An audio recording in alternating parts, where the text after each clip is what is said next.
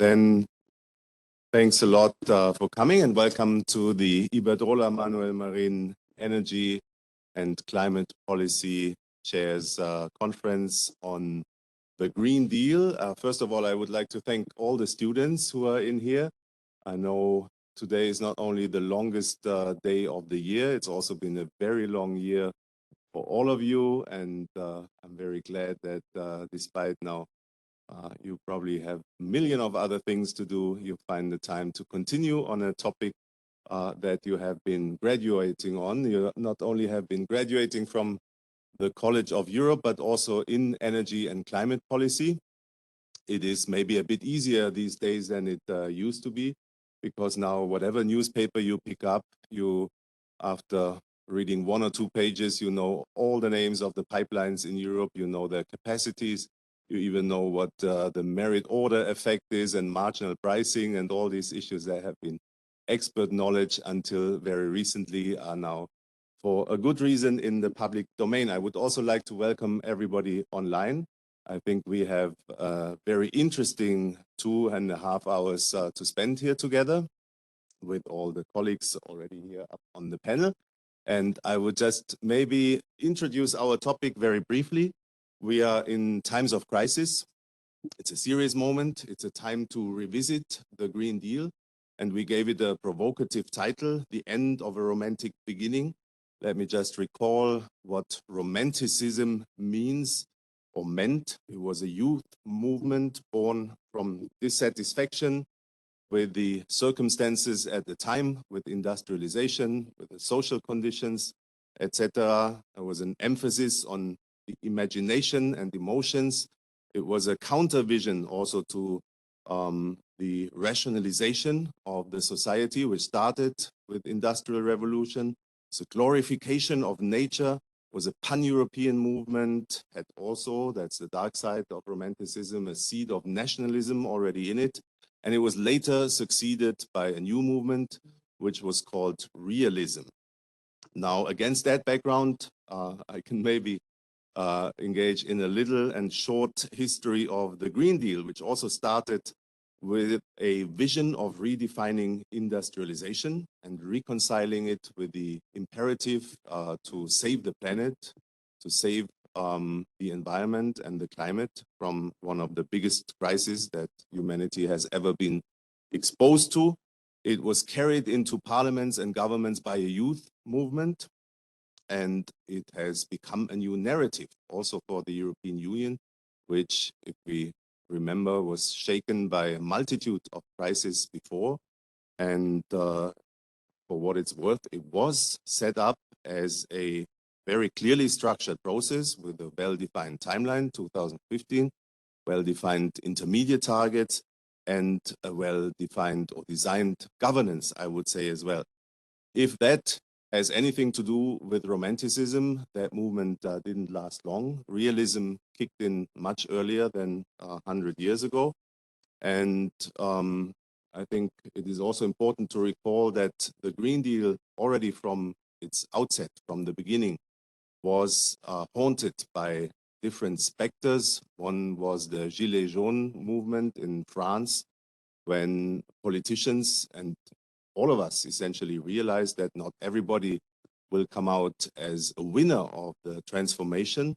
It was also perceived as a challenge to the coherence in the European Union. There was a perceived East-West divide. Some people even talked about a new green iron curtain going up in the middle of Europe. And then, of course, suddenly the entire bedrock of our previous energy and climate policy started to crumble, the bedrock on which the Green Deal actually was built. First, the market prices went sky high, and some member states started thinking, and actually to some extent did it, to opt out of the common market design. Yes, that is about the merit order and the marginal pricing. And then came the war, which ended what we call security of supply, or maybe rather exposed a delusion that we had, namely that cheap Russian gas would be the competitive advantage of this continent and the backdrop on which we could build something that maybe some people would have seen an experiment and a venture for sure against the backdrop always of available cheap Russian gas. We engaged in mechanisms and instruments like emission trading scheme, carbon pricing, etc. Gas was our main bridge to a new carbon-free future. That bridge is gone right now, or at least the Russian gas bridge. And member states, as we again read from the newspapers, bring back coal and chase new supply sources and new supply routes frantically, almost everybody by and for themselves.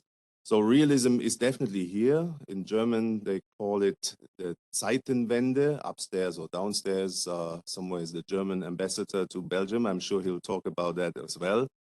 And maybe one could even say that the turbulences that we are now engaged in, the turbulences that are yet to come, may make the Gilets jaunes movement look like a tea party. Where do we stand with the Green Deal and where to move from here? That's the topic of our discussion here today. The answer for many people is the obvious one. We have gotten used in the European Union, almost as the Americans, to see crisis as an opportunity. So this is the right time to accelerate. Crisis may be even a boost for us with our objectives of the Green Deal to make it over the finish line even earlier, or at least on time. But the questions that, of course, are being raised in the context of a Green Deal exposed to crisis are manifold. Is the Green Deal actually still an orderly process, or is it right now just everybody panicking? Did we maybe create expectations that cannot be managed very well under the given circumstances?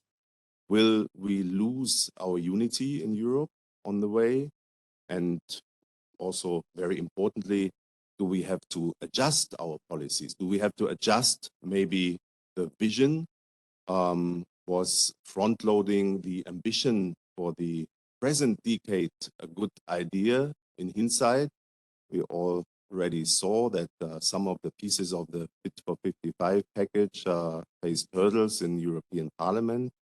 Is this promised land of a carbon-free continent, of a carbon-free world based on new fuels, renewables galore, green hydrogen, etc., is that still something that we can hope for, or rather, how realistic is that if it exists maybe more in commission documents than in reality? And do the market participants, those who we address, the customers, the companies, through targets, through instruments like targets, do they still take this serious right now? Or are they just out there to maximize their profits? And what kind of governance do we want to have from here on? What kind of adjustments do we need to make? Is the Green Deal policy, the Green Deal governance, has it reached a complexity which is becoming too hard to handle? Or is it, on the other hand, not complex enough, given how reality has become so almost unbelievable, complex and difficult to handle? Or are we missing just something very essential? That's what we want to talk about in the course of the next few hours, and together with our panelists up here. And before I go deeper into the topic, I think it is best if I just hand over to Ms. Pia Matthiesen, sitting on my left. Very warm welcome to you. Thanks that you made it from Brussels. You are the European Green Deal advisor of the cabinet of President Charles Michel. And I think I don't have to say more than just passing the microphone over to you. Thanks a lot.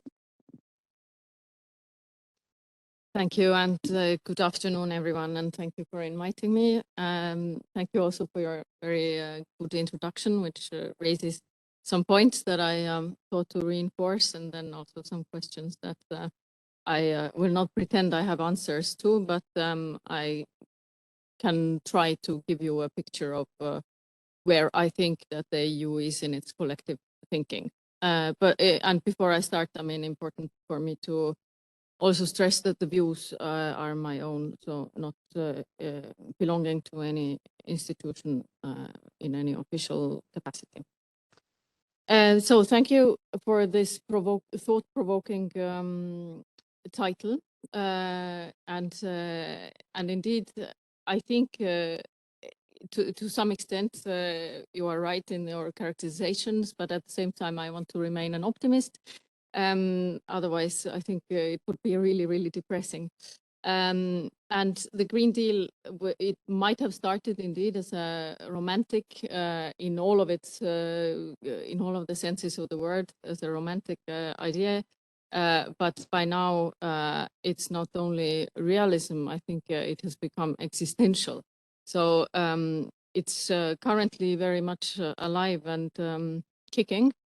But of course, we do live in challenging times, and you already, Dirk, also mentioned some of the sort of contextual elements. But let me also remind you, COVID, which did not do very much good to our economy, and all the consequences for the society that it brought have to be also factored in to the current to the current situation where we are. And I mean, after COVID, the initial economic rebounds, then already the supply chains became strained from this sort of positive rebound. Then came the war in Ukraine, and the supply chains were strained for a different reason. Energy prices got high, inflation got high. So we have for ourselves right now really rather unsavory mix of factors for both the Green Deal, but also normal societal economic activity. But there is a difference in these challenging times from before. And I think that this is the reason, in a way, for my optimism. It is that we have a legally binding obligation to reach climate neutrality by 2050. And I don't take it lightly. And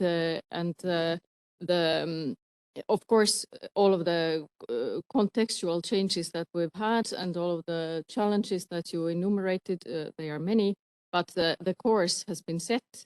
And I am very sure that this course will serve us also for navigating through the stormier weather. So right now we are doing two things at the same time in the EU. We are sort of working out how to fulfill our 2050 and 2030 targets, which the latter is essentially how to get to 2050. And we are phasing out our dependency on Russian fossil fuels. So we are actually juggling the long, short, and immediate term all at the same time. It's not an ideal situation, so you could indeed say it's not an orderly way of doing Fit for 55. But at the same time, we don't have any other option. I mean, this is what we have to do, and I think given this extraordinarily difficult circumstances, we are managing quite well in the EU. On the immediate term, we need to bridge this unexpected gap that you also, Dirk, alluded to, of not having the stable supply of cheap Russian gas, which we thought will indeed help us bridge through the immediate term. But we are diversifying our sources. We are accelerating renewables as much as it's possible. And there is also a very important third element where I think we will need to think harder and harder about it, which is energy efficiency. And there are, of course, structural measures, but there's also the behavioral side of it. And it can be very challenging.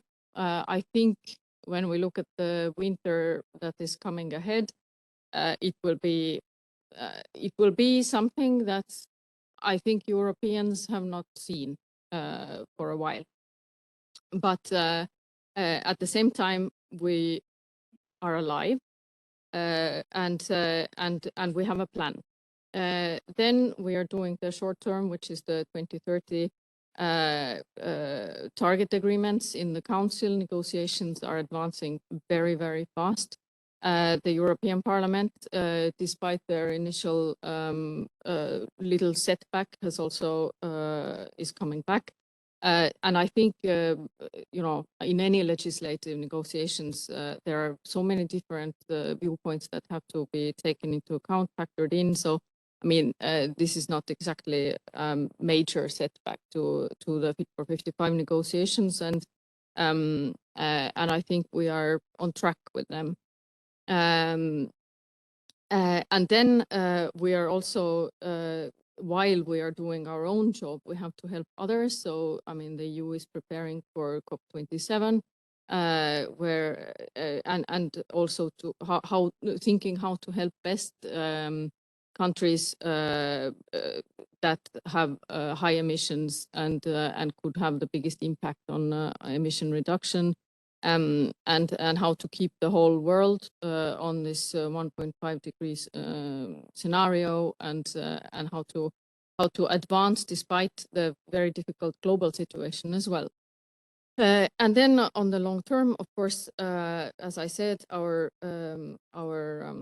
course has been set by the 2050 climate neutrality goal, which will also be a sort of energy autonomy recipe for the EU, since it will be about things that we produce ourselves, and we will not be dependent on energy exports, and we will be clean. And then, I mean, I wanted to make one more point on your last question about green hydrogen and adjusting of our vision, etc. I mean, yes, many of the things that we keep talking about right now, be it in Commission documents or anywhere else, are about things that do not exist yet, either on the scale or on the sort of level that is needed. But I very much share this maybe American, but maybe not only American optimism about turning a crisis into an opportunity.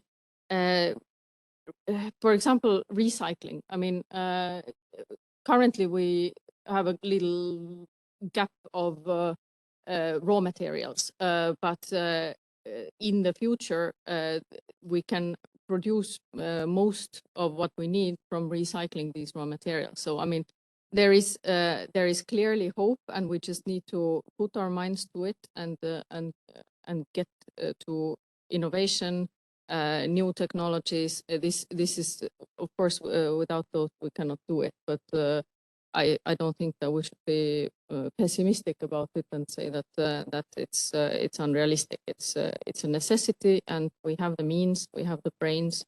So I think the Green Deal is moving in a good direction. Thanks a lot, Pia. Thanks for these words of optimism.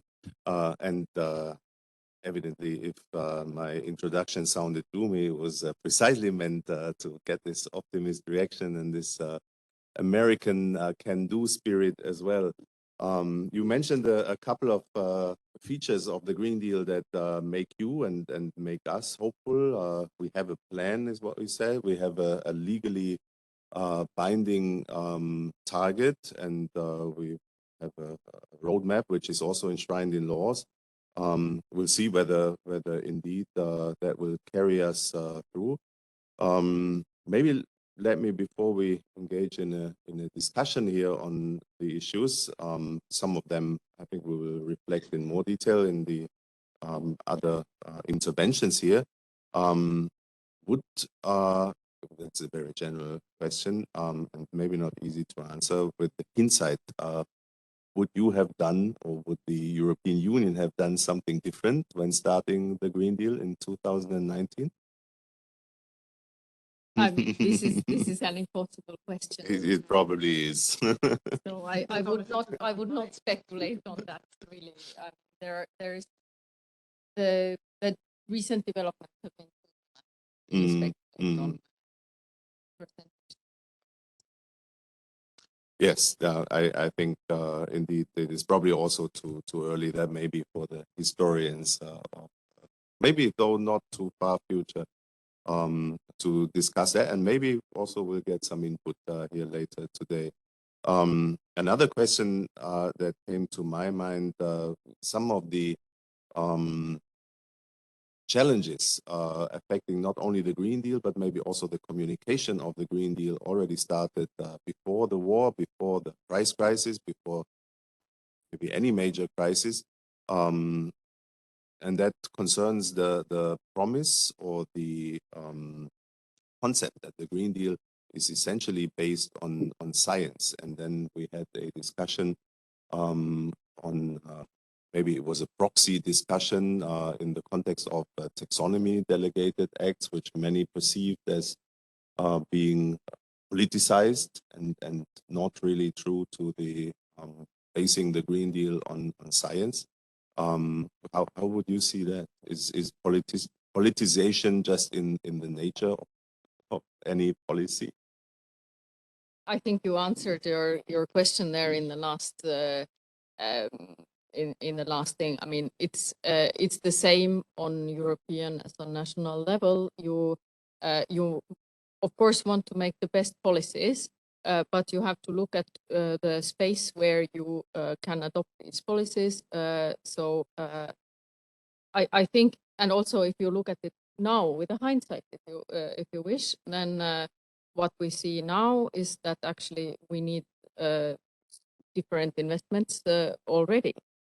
So I don't think that that is necessarily a bad thing that we adjust to political reality.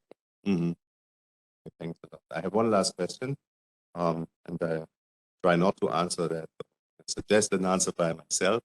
The Green Deal is a very complex exercise, a very complex policy field, as was energy policy already before. We always were looking at the energy policy through the prism of the so-called trilemma. The Green Deal is more complex, but also trade-offs are required. Now, boosting renewables, for instance, we come to areas where another objective of the Green Deal is concerned, biodiversity. What's your suggestion? How do you think we steer through these areas where tensions arise between different parts of our Green Deal? Yeah, no, you're absolutely right on this complexity. And I mean, I have always thought that climate, which includes for me biodiversity and energy, are sort of two sides of the same coin. So they should anyway not be viewed separately, because they help us in the context of the Green Deal to serve the same aims or to move towards the same goal. And yes, there is, of course, always different considerations to take into account, but I think that we can advance without compromising either of them to a big extent. Trying to think of an example, but it just doesn't come to my mind right now. But I think that yes, it's complicated, but I think we can manage, and I don't think we have made any big compromises on any of the accounts. Okay, thanks a lot. I believe there's questions in the room and online. I see Zachman is ready to engage.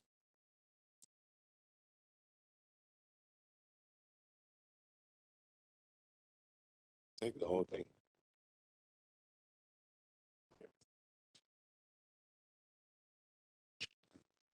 Thanks a lot. That was very interesting. Maybe one question with with the crisis we are currently facing. My observation has been we have outsourced a lot of the decisions in our energy system to cross-border markets and market players, and we are now confronted with a situation where this optimization of the markets at the margin is getting quite challenged by the very structural nature of the crisis. So we are not now talking about a shortfall of 5% of gas or a kind of a cold winter or things that kind of are like a normal situation, but we are confronted with a situation where maybe 40% of our gas supply to the entire union is falling away. At the same time, French nuclear is low, hydropower is low, oil prices are high. So I mean, it's really a perfect storm. And now policymakers would like to intervene in member states, also in Brussels, but they don't understand the system anymore. At least that's my impression. And I see that there is very limited administrative capacity, both in the national ministries, but also in Brussels. There is no information, there is no data. We don't have a European Energy Agency. And we are all kind of trying to come up with smart ideas, but we cannot test them with data and understand what's going on. Would you agree with me, maybe you put it very boldly, that something on that front is really needed if we want to make this massive transformation of the Green Deal a reality? So that we need a more kind of a better European data infrastructure for energy data, a better analytical capabilities, or do you think it's just now that the situation is so crazy that we can just do with the tours with JRC and so on that we are having available?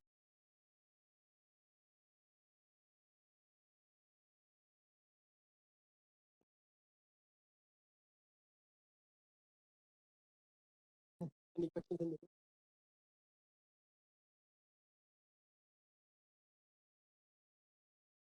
Thank you. I'm Julia Creati from Klingendal, and I also work on green energy and the external dimension of the European Green Deal. And in your presentation, you mentioned that the EU is helping other countries, especially those with high emissions, to decarbonize. And do you think the EU is doing enough and is placing enough instruments? Because, for example, with the recently published external energy strategy, many criticize it because no new money was brought on the table. And also in many meetings that we have with external partners, for instance, this morning we had a meeting with ASEAN experts, and what they brought to the table, basically in short, is that the EU has often an expectation capability gap because it promises a lot, but then it's not really able to deliver in terms of maybe because the funding is linked to heavier bureaucracy, so it cannot really be put in practice. So do you think the EU could maybe improve in that sense, and that maybe new instruments could be brought to help other countries decarbonize? Thank you.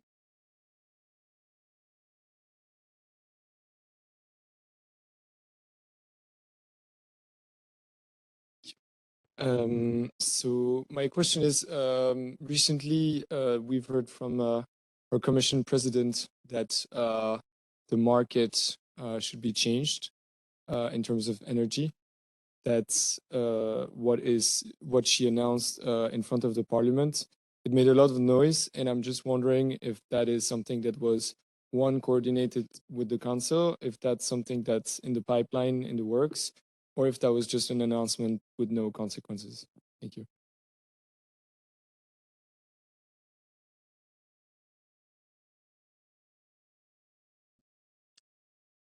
Thank you for the questions. I'll maybe take the first your question on external energy diplomacy, if you wish, and then come to the market questions second. The external energy strategy that you said did not put any new money on the table. I think that strategy was still very, very important because it outlines our longer-term vision of how we cooperate with partners with whom we can have mutually interesting energy cooperation also in the future on things that are not maybe on the scale yet that we would wish them to be, such as green hydrogen. This is a very good forward-looking document, I think, and did not maybe need to be very specific about who gets what from the EU.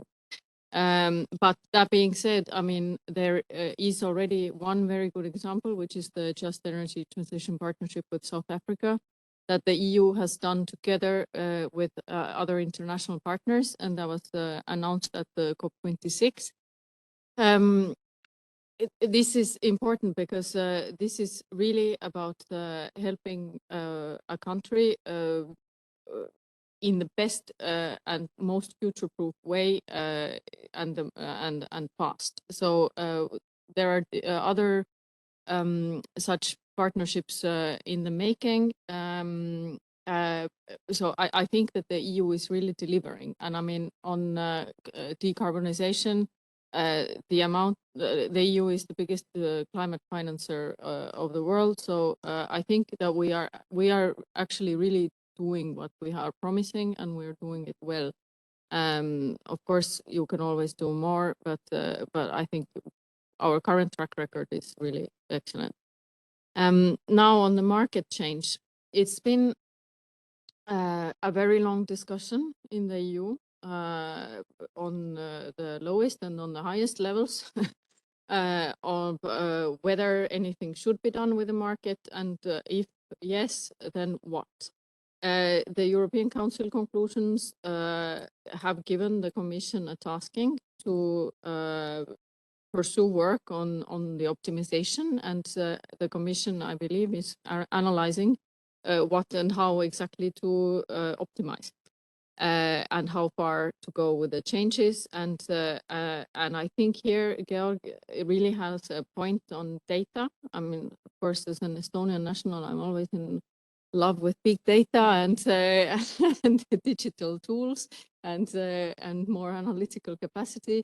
But I think there is, you're right, we lack uniform data, which would help us actually to analyze it maybe quicker, and also to model for the future for different situations, because I mean the current market structure has been set up on the basis of certain expectations, and we should be able to see when these expectations or the circumstances have changed. Thanks. Okay, great. Thanks a lot for taking up all these questions. I think you've been only setting the scene perfectly for the discussion that will follow, but probably the one or the other question will also come up in the context of the discussion that we're going to have.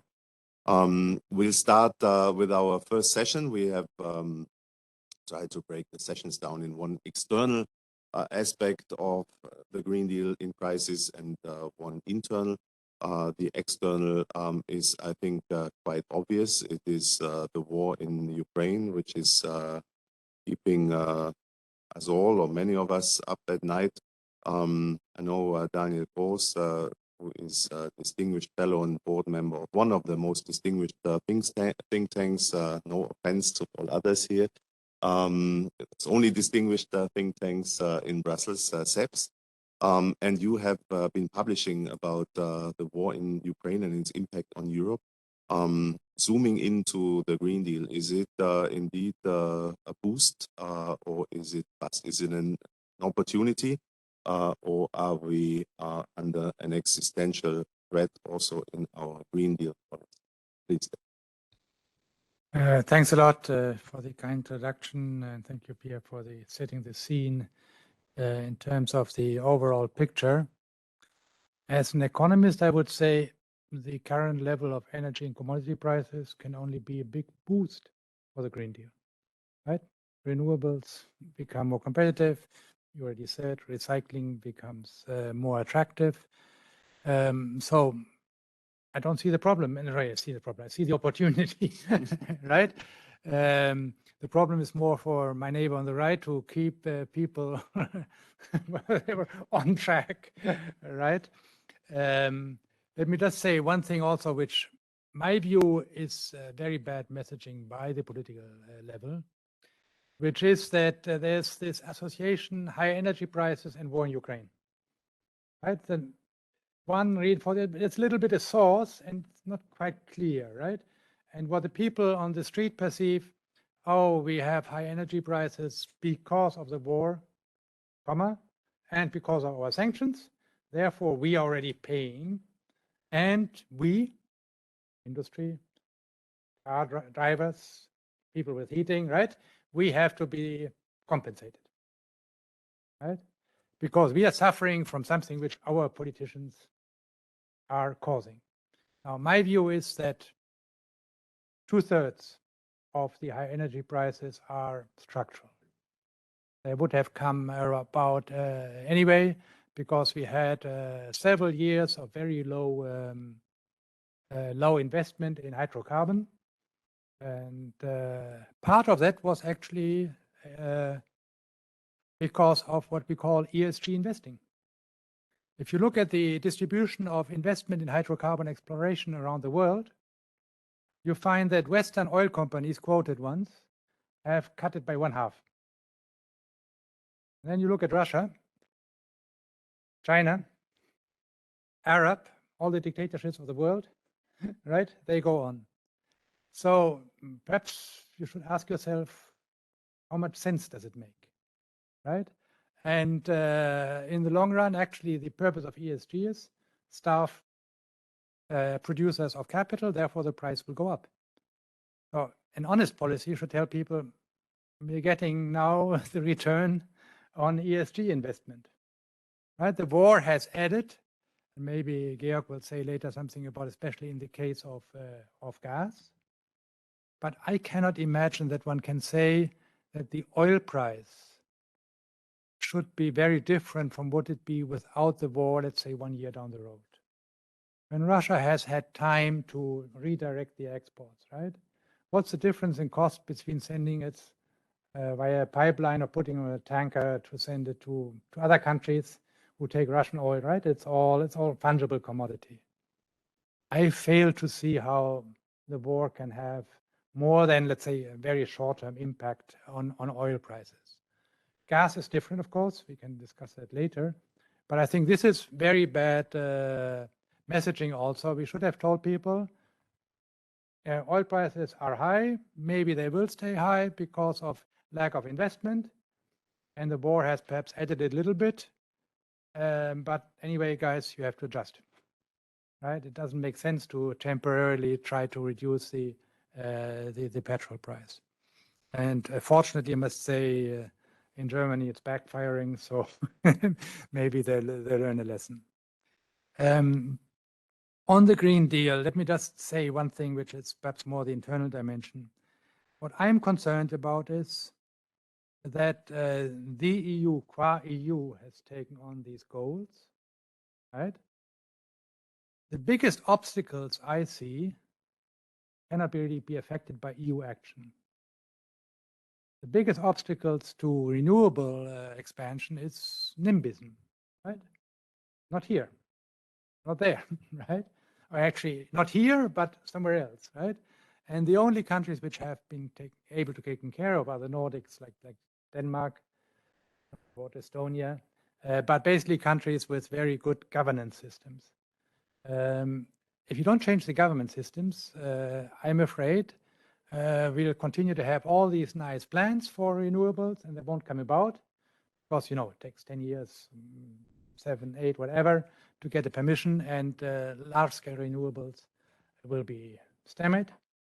Small-scale renewables also suffer from a lot of bureaucracy, and I think the soft costs of renewables, photovoltaics, for example, are now 2/3. So the hardware is now 1/3. Right there, and the soft cost, getting permits, right, is 2/3. These are, in my view, the real obstacles, at least on the supply side of renewables. And unfortunately, I think that the EU can do very little. And the incentives for member countries are just not there in the short run. Who gains vote by dealing with this stuff? So And then there's, of course, something where the EU is responsible. It's the free allocation of resources, of allowances. And at the same time, people talk about a carbon border tax adjustment.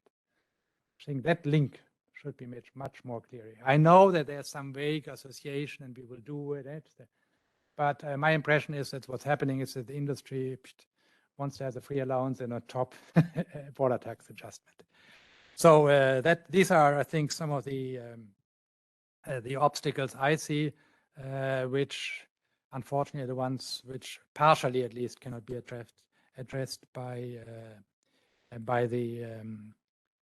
the EU. Now let me come to gas and the external aspect. One thing which I don't like, I hear from almost everybody, is the European reliance on cheap Russian gas. Now think about it. If Russian gas were so much cheaper than the alternative, why would Russia sell it for such a low price? Right? Doesn't make sense. The Russians would have made us a gift all the time. And actually, when you look at the data, right, the price differential between the gas pays to Russia and other sources is perhaps 10%. It doesn't make sense. I mean, we would have, Russia was not such a nice, right, producer, say, okay, let's give the Europeans the gas for half what they have to pay elsewhere. Right? The price of Russian gas was in the past close, not exactly the same, but very close to alternative sources. And because there's a market out there, right? So A, doesn't make sense theoretically, and B, it's not the case if you just look at it, right? So that's very important. There's a market for gas, European, the other pipelines, and then there's LNG, of which we have always imported. We would have imported zero LNG if it had been so much more expensive than Russian gas, right? Now, to gas, which is, of course, a special case because, let's say, if oil prices have doubled, natural gas has quadrupled or sextupled, whatever base you take, right? Most of that came before the war, right? And here we have, of course, a very, for gas, the short-term supply elasticity is even lower than for oil. Typically, oil producers have some spare capacity. Gas producers don't. Right? So, I'm speaking here under the control of George, who will perhaps provide more details. So, the key issue is here that we have a very inelastic supply, where the supply had been going down because we had years of very low prices. Well, supply had not expanded, and then we had a recovery of demand before the war. Right? Remember, it was already. And that's when, of course, the politicians stand up. We can't allow these high prices, right? That's the market doesn't work because the prices are high, right? It doesn't make sense, but so that's very important. And here I come to one key second aspect, which in my view is not sufficiently taken into account in this discussion in Europe, which is that de facto we have an integrated LNG market between Europe and Asia. Asia lives off LNG. Means the stuff is already on a tanker. You don't have to construct new, right? And then the question is, do we offer a higher price or the Asians? And the tanker can go left or right. Right? And building new import capacities. Here it's not so difficult because you just have to heat the liquid stuff and it bubbles up and gets out. Right? So, but what does it mean?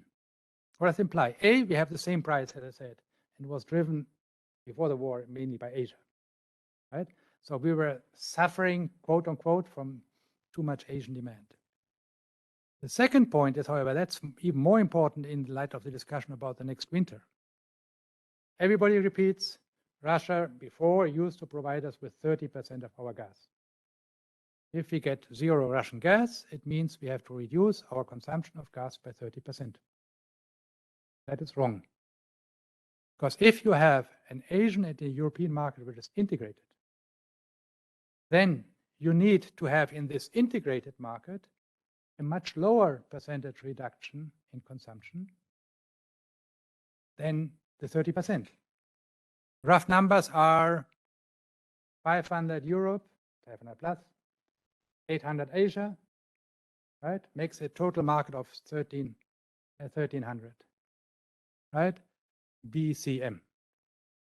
12% of that 12% saved in Europe, 12% saved in Asia, and we are home free. We don't need Russian gas anymore. Right? 12% is a lot, right? But 12% is not 30%. Right? And therefore, I would plead, first of all, already to take into account this fact that we should not look at Europe as an island. The United States is an island with excess gas, but they don't have enough liquefaction facilities. It's different, right? From gasification, right? So that's why I've taken them out, right? They're a very big market, but they have lots of gas, but can't get out. Whereas Asia and Europe are integrated, and I think this is what we should take into account. And my view would be that if we let the price mechanism work, you can have a very low elasticity. But if the price goes up by a factor of 4, then it would be a miracle if it weren't possible to have a reduction in consumption of 12%. Different with different sectors, of course, right? And therefore, I would say, if we keep our nerves, if we keep our nerves as politicians, let the price mechanism work and provide, of course, assistance to poorer households, then we can survive this winter without rationing. Thanks a lot. That was, again, a whiff of optimism in the assessment of the situation. I must say, I thought I was provocative, but I'm chapeau. You beat me by identifying culprits, talking about the war in Ukraine that probably nobody would have expected. You identified the ESG policy and movement. That's interesting because evidently that has been endorsed widely. Also by those who wouldn't have expected it only a couple of years or decades ago, BlackRock or the governor of the Bank of England, but also by the European Union. This is part of our target policy. It's part of our taxonomy policy, etc. So I'm wondering to what extent that was a little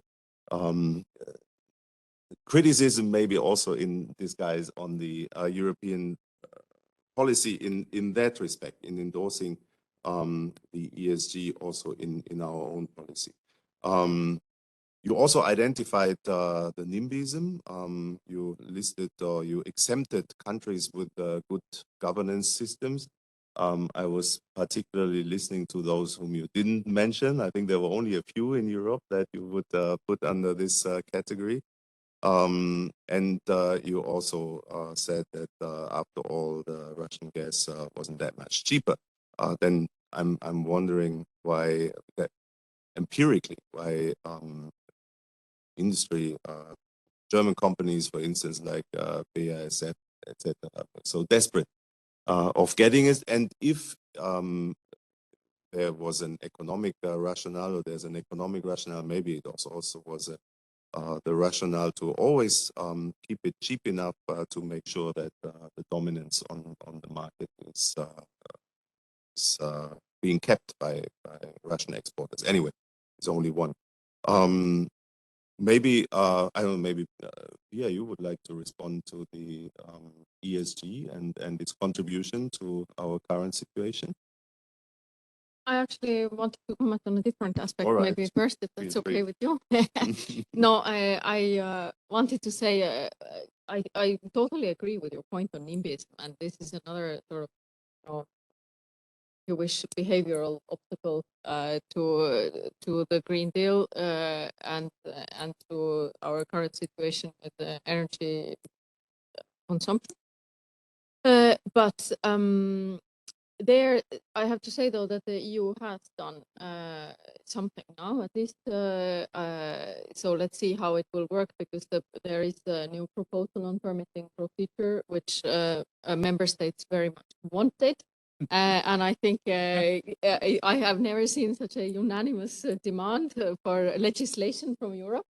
So, and I think that it's I mean, let's see, it's not yet agreed, but it might be an actual helpful push for getting more renewables out.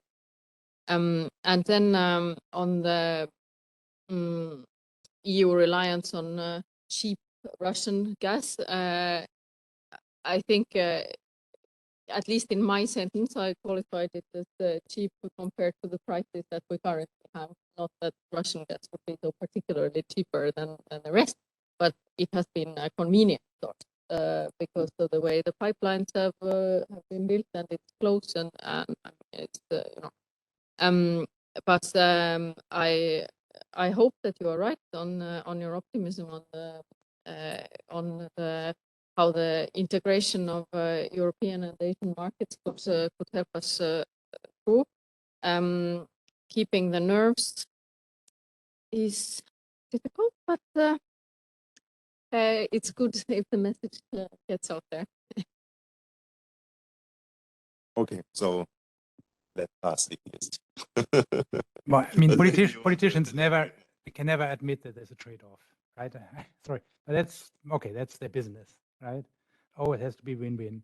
I'm not against ESGs, just one has to be aware there's a trade-off, right? And the more open one is, I mean, there again, I think the Nordic countries are the best ones.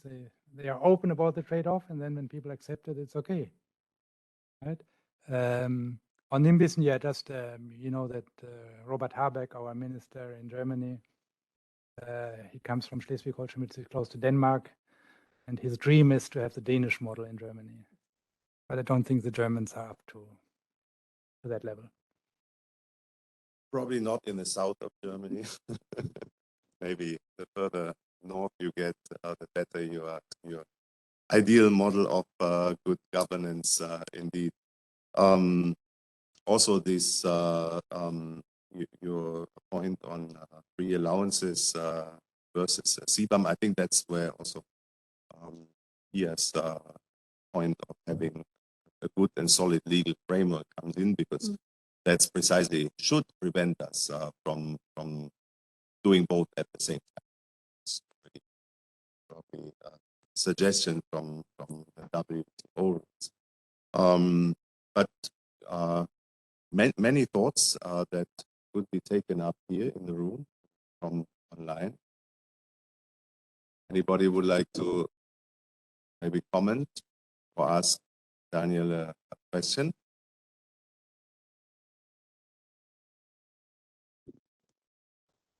Take it out.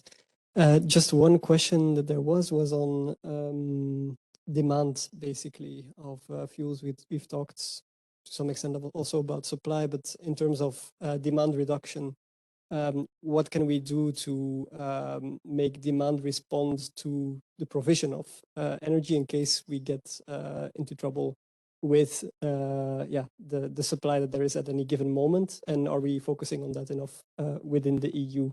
There was one question, and I'll open it now to the room for further questions.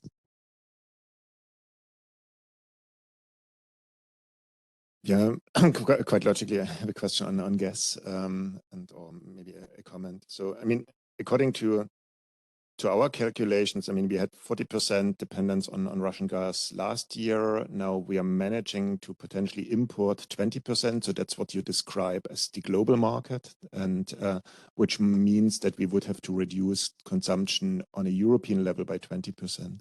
Now, the challenge that I see is that some member states that are very highly dependent on Russian gas are doing the political things that are needed to potentially unlock such savings, so passing through the cost, giving incentives to switching from allowing switching from gas to coal and things like that, and other member states that are feeling less troubled by the problem.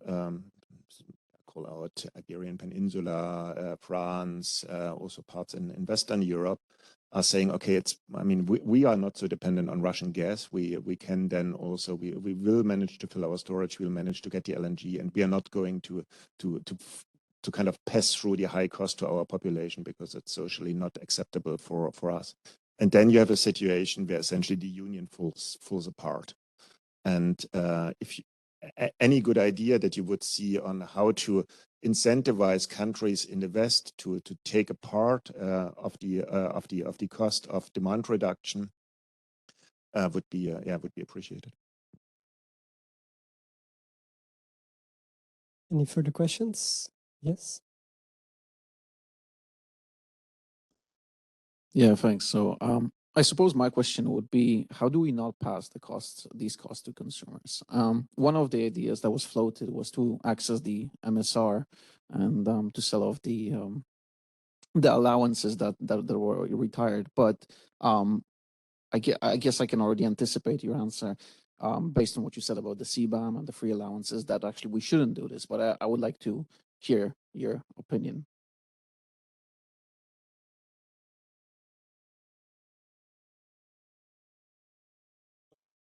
One more question. Thank you very much. Gilles Lepezan from CNRS in Paris, and thanks to the speakers. My question is related to the industrial policy. We have a battery alliance, which works pretty well, but we don't have so many initiatives regarding the solar sector, the photovoltaic sector. As a matter of fact, if we look at what's going on in some member states, solar is becoming more and more popular.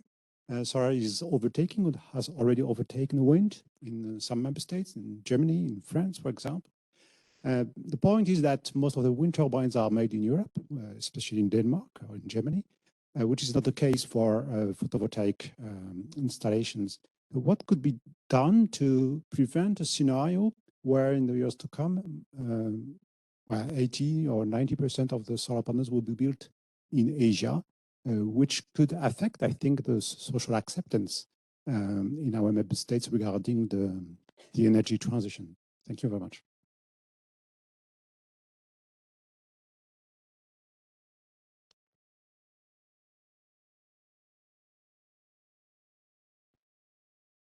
Okay, let me perhaps go in reverse order. I'm not so much concerned on where the solar panels are being built. Not having access to solar panels is very different from not having access to natural gas. Very different, because even if China doesn't sell us new solar panels, all the stuff which we have will continue to produce, right? And the addition every year is perhaps 10%.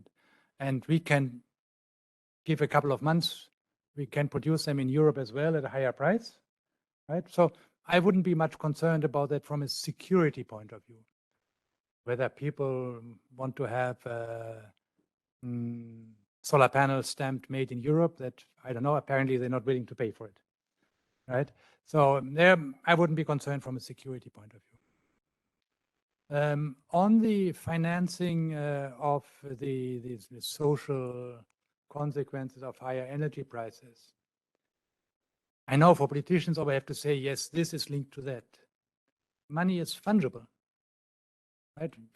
Earmarking a tax is really game of mirrors, right? Because then you can't use the money for something else again. So I would say, anyway, given the very high increase in nominal GDP, tax revenues are pretty plentiful. So they have to be financed out of general tax revenues. Actually, let me just say immediately, in my view, of course, what is to be avoided is like the caps on prices in Spain and Portugal, right? Which is very dangerous because it creates a competition, right?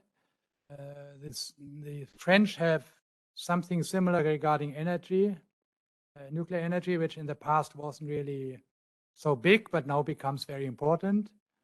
And then the German industry says, yes, but the other get ones, we also need something. And very quickly you are in this kind of race to the more higher subsidies, which is exactly what the state aid regime is supposed to prevent. Now, if you speak to the Commission service, they say, we fought as valiantly as we can, and we had to retreat in the face of the Iberian onslaught. But we are at least trying to keep it down by having like conditions here and there, so that it doesn't do too much damage. But that is what is going on. Now, this is of course a no-go area, price reductions, price caps. My idea would be that instead of giving people just a lump sum, I think in Belgium here, everybody gets a lump sum of, I don't know how much euros, even very well-off people, right? I would propose something different. I would propose that you tell people for every cubic meter of gas you use less than last year, we pay you, right?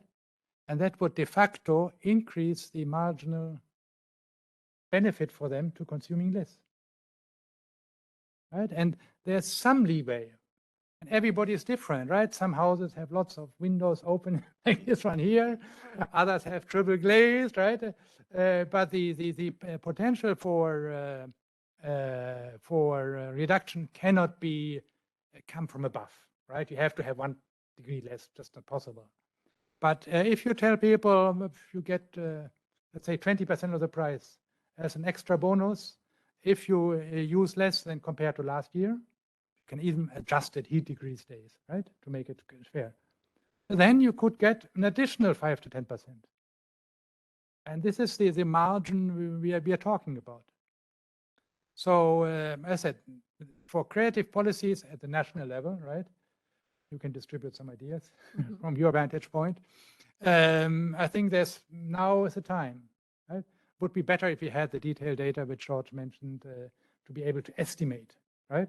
But we know that the elasticity of gas for heating is actually price elastic, right? I don't think it is useful to have substitution of gas for oil now, because that will take ages before it becomes effective. But giving a very strong price incentive. And finally, my approach, counting in Asia, was of course based on the assumption that we keep the internal market, right? That there's no national rationing, no, let's say, obstacles to cross-border flows, right? The Iberians have kept their market separate because the monopolists on both sides like it that way, France and Spain. But that's too late to change now. So perhaps we can let them do what they want. But for the rest of Europe, which is pretty much integrated, I would say, I would say perhaps 15% for Europe is enough. We can have 25% from Asia, because if Asia saves 15%, that is because Asia is bigger. Yeah, but they seem to be taken care of. As I said, I mean, gasification is a different business from liquefaction.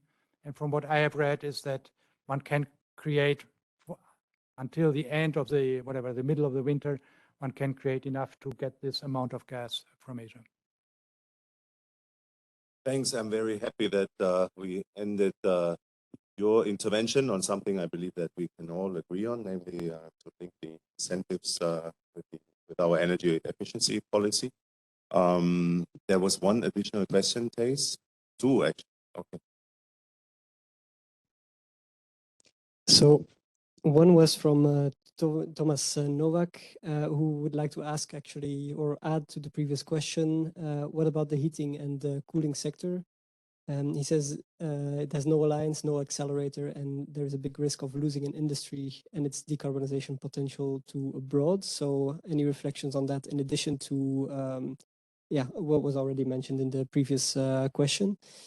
Then Hamid Belhamra asks, what is the cost of the expected switch from Russian oil and gas to new suppliers, mainly in terms of the supply and logistics chain? So I suppose, can we get it done?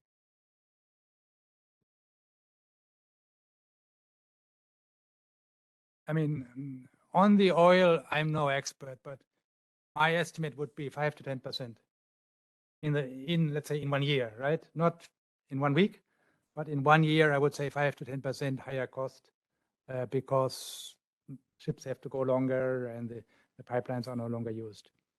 For gas, I think this is much, much higher. There will be less gas on the global market if we don't buy it from Russia anymore. For the next 5 years, maybe it will be bottled up in Russia.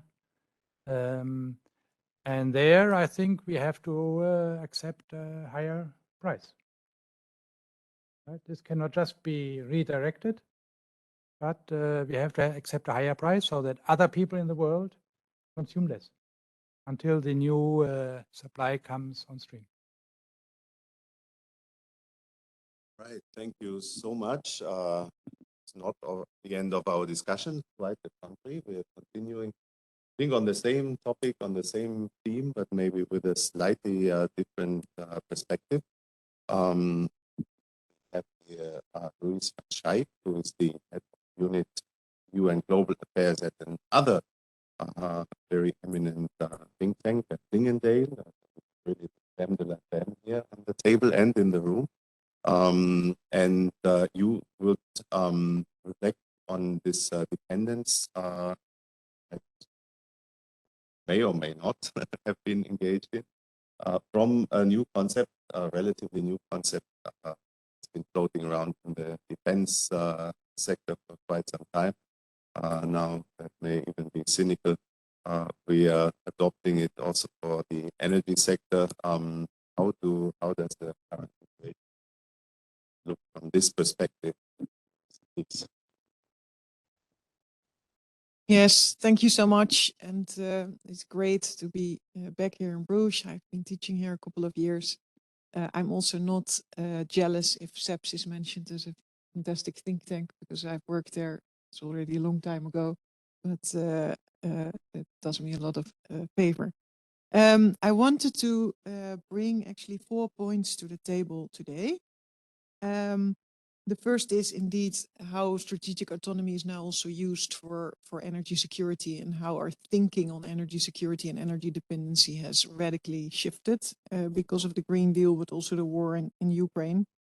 The second is the issue of what instruments do we actually have available for green energy diplomacy abroad. My colleague was already referring to it. Then some thoughts about, what kind of new dependencies might we see in the future in the green energy transition. And finally, I wanted to point to a sector where I think more could be done. And I leave it to you to think a bit about it, which sector I would have in mind. Because there can be, of course, so many, but I have the feeling that there's one sector that we don't talk about a lot. So the first is indeed this understanding of energy security and dependency. That has been debated for years between, on the one hand, let's say the political economists who always emphasized, yes, there are dependencies, but these are mutual dependencies.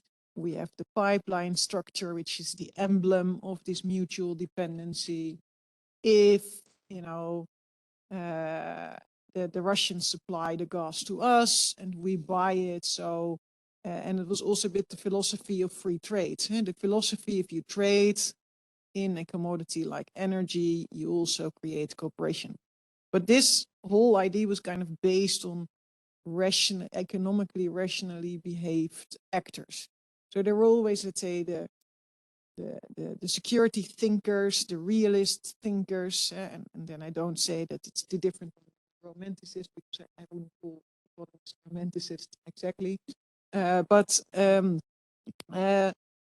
there were always, let's say, the other side that said, but would it not be possible to use this as a weapon? And of course, in 2005, 2006, when there was already this first, hiccup with stop of oil supply of gas supply to Ukraine, the first time that Putin closed the pipeline, as it's often said, and it was already like, And also in other resources, we have seen that the situation with China and Japan on scarce resources, metals. So there is this kind of maybe actors can use it, and nowadays, of course, this kind of realist view is really dominating. With politicians openly acknowledged, oh, we have sleepwalked into an undesirable dependency on Russian gas, and we shouldn't have been so stupid. That being said, you see that the reflection of the mutual dependency is still coming back in the sanctions policy, because in the sanctions policy we still say, we're going to reduce our coal demand and now the seaborne oil, because we don't want to fund, the Kremlin's war machinery. So yeah, I think this whole notions of dependencies have shifted a lot because of the war, and indeed the European Green Deal, or rather the EU's climate change policy, which is of course already set in motion from the early 2000s. I mean, Europe overshoot its 2020 targets. That also has huge implications for the countries that export oil and gas to us and coal. So that already had a kind of shadow, and we know from energy transition that there will be these higher fluctuations in markets, uncertainty in markets. So yeah, this is also something that has influenced, let's say, our traditional understanding of energy security, and also of dependencies, let's say, in that market. So that's first thing, and I think there's now also more of a realization in that respect that fossil energy, the countries that you import it from, the relationship with corrupt elites in countries, the protests that can be linked to high fossil prices, the instability. There is research from Chatham House from 2018, where you can see also this correlation between petrostates and instability levels. And on that map, Kazakhstan and Russia were still relatively stable countries. So we can really see, let's say, that also this is kind of shifting in thinking. That has also then huge implications for us here in the EU, and also the way that we are to look at the EU. Already some mentioning was made about the free market, the free gas market, the private sector actors that were buying the gas on short-term markets. And what you actually see now is that with the external energy strategy, and it's the second point, a new instrument will be to do kind of joint purchasing of gas. And the idea is also that it will then gradually move to hydrogen. That's a bit kind of the idea that you can see within this strategy. But yeah, how exactly that would work, what it would mean for these markets, how we enter into dialogues with these countries, and also how it's going to be linked to funding instruments, perhaps to help countries to switch to hydrogen, to renewable energy transition. So in the end of the day, to calm down, let's say, fossil markets and to bring our climate diplomacy objectives closer to home, you want that the high fossil energy consuming countries will also consume less. And these are very often, the middle income petrostates that export also to us. But I see not so much tools in the EU's toolbox to enter into dialogue with these countries. CBAM, it's not a very nice tool for them, but it could enter an avenue for dialogue. It's not mentioned once in the external energy strategy. The link with climate finance that nowadays goes to the most vulnerable countries, to the neighborhood countries, but the link how this is related to decarbonization in other countries, to green energy transition, it is still not terribly clear to me. So there is a reference made to the loans, the global gateway loans, but if we speak to other countries, whether it be South Africa or the ASEAN countries or India or others, they complain a lot about the slowness of European procedures, that it's always loans, not gifts. So yeah, what do we really offer, let's say, compared to the Chinese Belt and Road Initiative scheme? And yeah, how do we really kind of, how do we really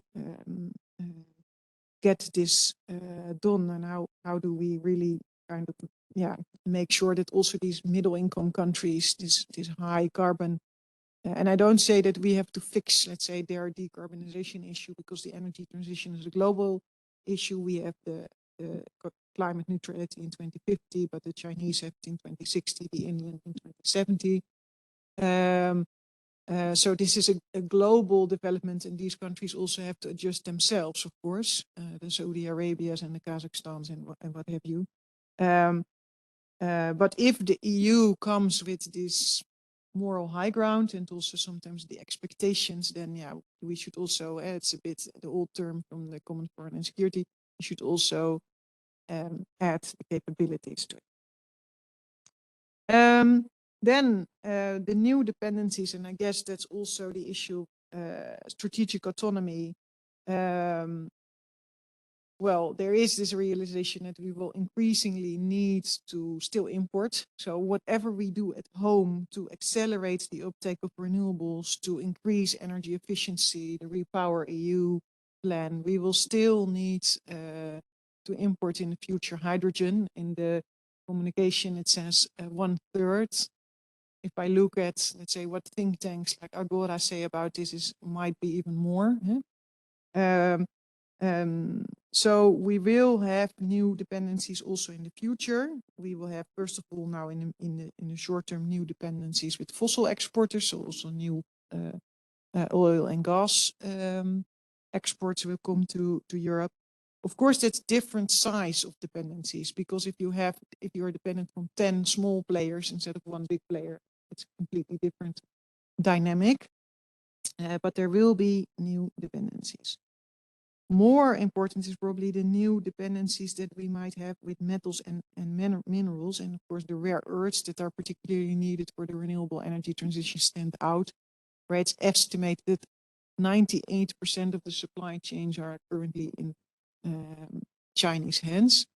Well, like you, I'm not super worried about it, because with recycling we can do a lot, and I see a lot of attention now going into this issue. So I see a lot of new alliances. I see Australia, the US, Canada, the EU already has the raw materials initiative in place since 2011. There is a lot of investment in different technologies, new sources. But still, it is a challenge if you look at the future demands that the International Energy Agency points out for the lithiums and for all these substances. So we have to also get that really done in a way. And by the way, the same is indeed the case for this green tech battle. We talked about the solar panels. In, let's say, the tech battle between Silicon Valley and China, the EU has lost out on many fronts. But if you look at also what the EU foresight studies say in the field of green tech, we still stand a chance. And I think we should also go for that. Also the twin transition of green and digital. There's way more possible in terms of energy efficiency, smart grids. There's way more potential to become stronger in this field. But then there is the issue, how do you use that in your green energy diplomacy? Because we see a lot of suspicion in the rest of the world about climate colonialism is the extreme version of it, as they refer to. But there is this suspicion that the EU then comes with its new, imperialistic agenda. So how do you deal with that, and how do you address that issue? And that's, I guess, in general, more the dilemma with strategic autonomy. On the one hand, you want to become stronger, so you want to strengthen your competitiveness and your export opportunities. But on the other hand, you also want to be this force for good in the world, and you want to reach climate objectives. You want to lower the pressure on energy markets and so on. That will bring me to my final point, which is a sector where I think way more could be done and what is not nowadays discussed a lot. Is any one of you having a sector in mind where you think, well, that's really something not so much on the radar for the time being?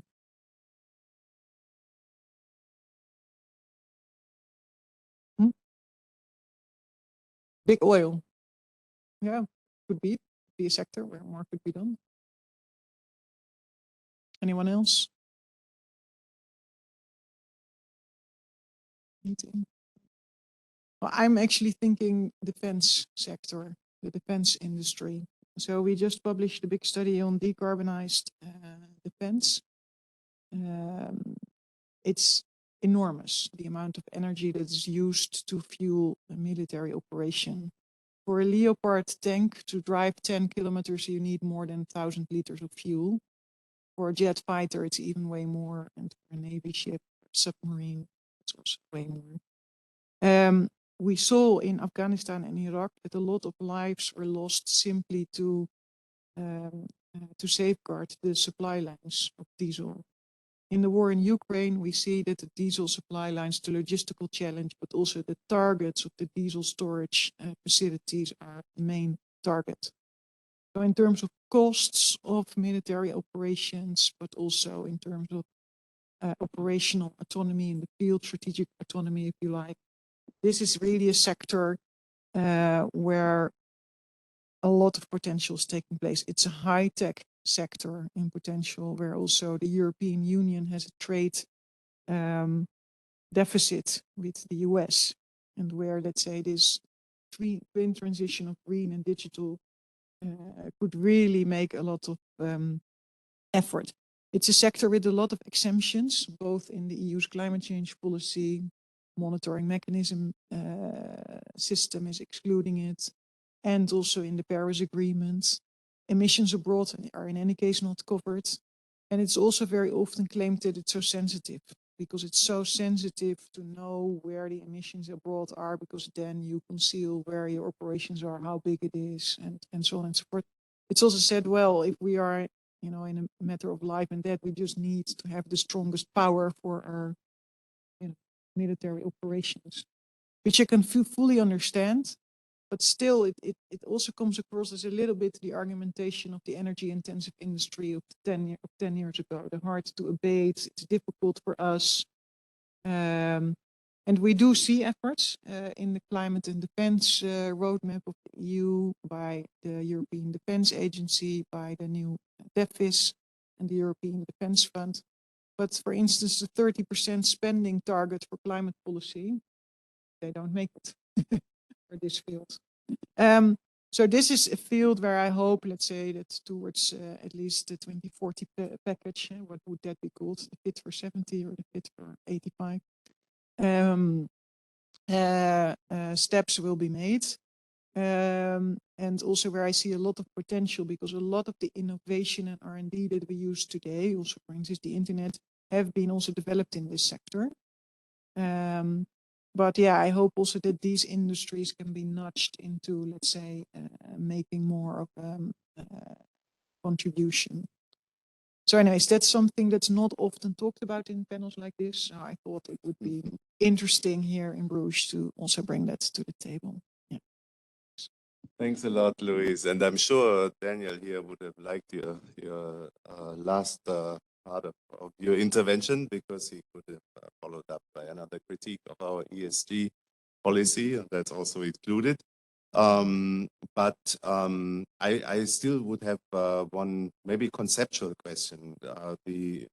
When we talk about dependence, the European Union's policy so far had a clear label that was called security of supply. It had a strategy, was diversification. It was, of course, oriented towards Russia.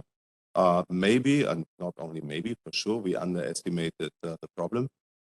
What some have always been saying, that Russia is weaponizing energy, is now a proof fact. It's not the hypothesis anymore. Not only the fuel itself, but also the pipeline structures and how to circumvent Ukraine and everything. That all has a pattern. But that was maybe a clear policy from the European side oriented towards one particular problem, which unfortunately became a big issue and became an issue of war and peace. You're talking about new dependence that we will face. You also said there is no such a thing as an independence. We're all going to be dependent on somebody. That's a fact of life. So what would the concept of strategic autonomy bring that, for instance, the concept of security of supply, the concept of diversification, our old tools would not help us? Well, actually, I went to Bratislava 3 weeks ago to the GlobSec forum, and I learned that the strategic autonomy concept is already kind of something of the past, at least according to, let's say, the Central European states who saw it also perhaps a bit more as a kind of French way to make us more independent from the US. And who say, well, now with the war in Ukraine, we see again, you know, that the US is playing a big part in helping us in a war situation in Europe. But I think essentially these notions are very similar. It's all about boosting our own resilience, making ourselves stronger. So yeah, energy security is having, you know, access to energy at an affordable price or so. There's this famous International Energy Agency definition. And I guess that's also what we want to achieve with open strategic autonomy, as we call it in Dutch. When I said that in France in December, everybody started to laugh. But that's, I guess, in the end of the day, what we aim for in more sectors, that we're not in supply chains and in sectors overly dependent.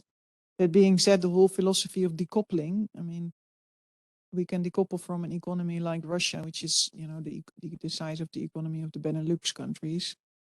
But with China, it's a different story. I mean, the US can probably do it, but for the Europeans, that's really a different story, because the degree of interdependence that we have is of such a different scale. So that's why I think it's also important that indeed for these new dependencies, we do take this very serious. But I see this happening, so I'm not too negative about it, but I also think, yeah, that we have to wait. And then perhaps, yeah, we had the energy strategy of 2011, and it said we should diversify, we should also make more of a link with the environment. But at the same time, we did in the past 10 years hugely increase our dependency on Russian gas. I mean, it's not that it has gone down. And of course, it was because it was also presented as a bridging fuel. Yeah, it is less emitting than coal. And then there were, of course, countries that wanted to get rid of the nuclear. But yeah, in hindsight, that was a bit stupid. And I guess because of the market structure and the market interests, that hasn't really helped either. There was, of course, also a big commercial push behind Nord Stream 2. Also from my own country, the Netherlands, by the way, it's always presented as a German thing, but Western European push, basically. Thanks a lot. Strategic autonomy may be already a thing and the concept of the past or of the future. Any follow-up questions from the audience here?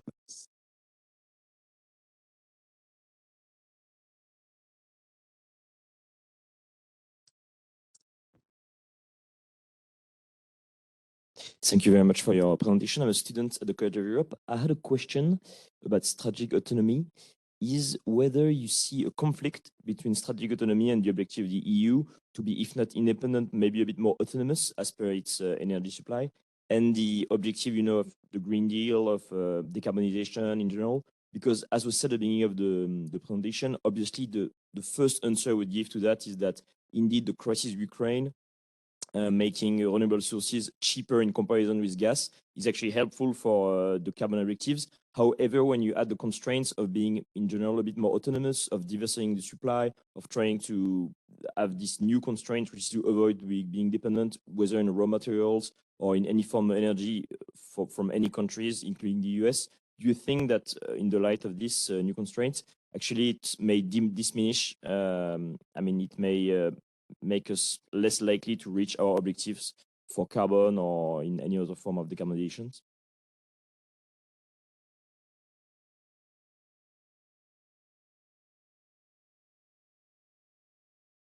Yes, one question maybe on the trade and tech, or the technology that you mentioned, green tech. You discussed it in terms of maybe competition between different states, but can there also be cooperation in green tech? We've seen the announcement, I think about over a year ago, to create a green tech alliance between the EU and the US. There was no real follow-up on this afterwards. And there was also the Trade and Technology Council, which included some working groups on this. So can there be a real perspective for cooperation in trade and green tech, not only with the US, but maybe also elsewhere?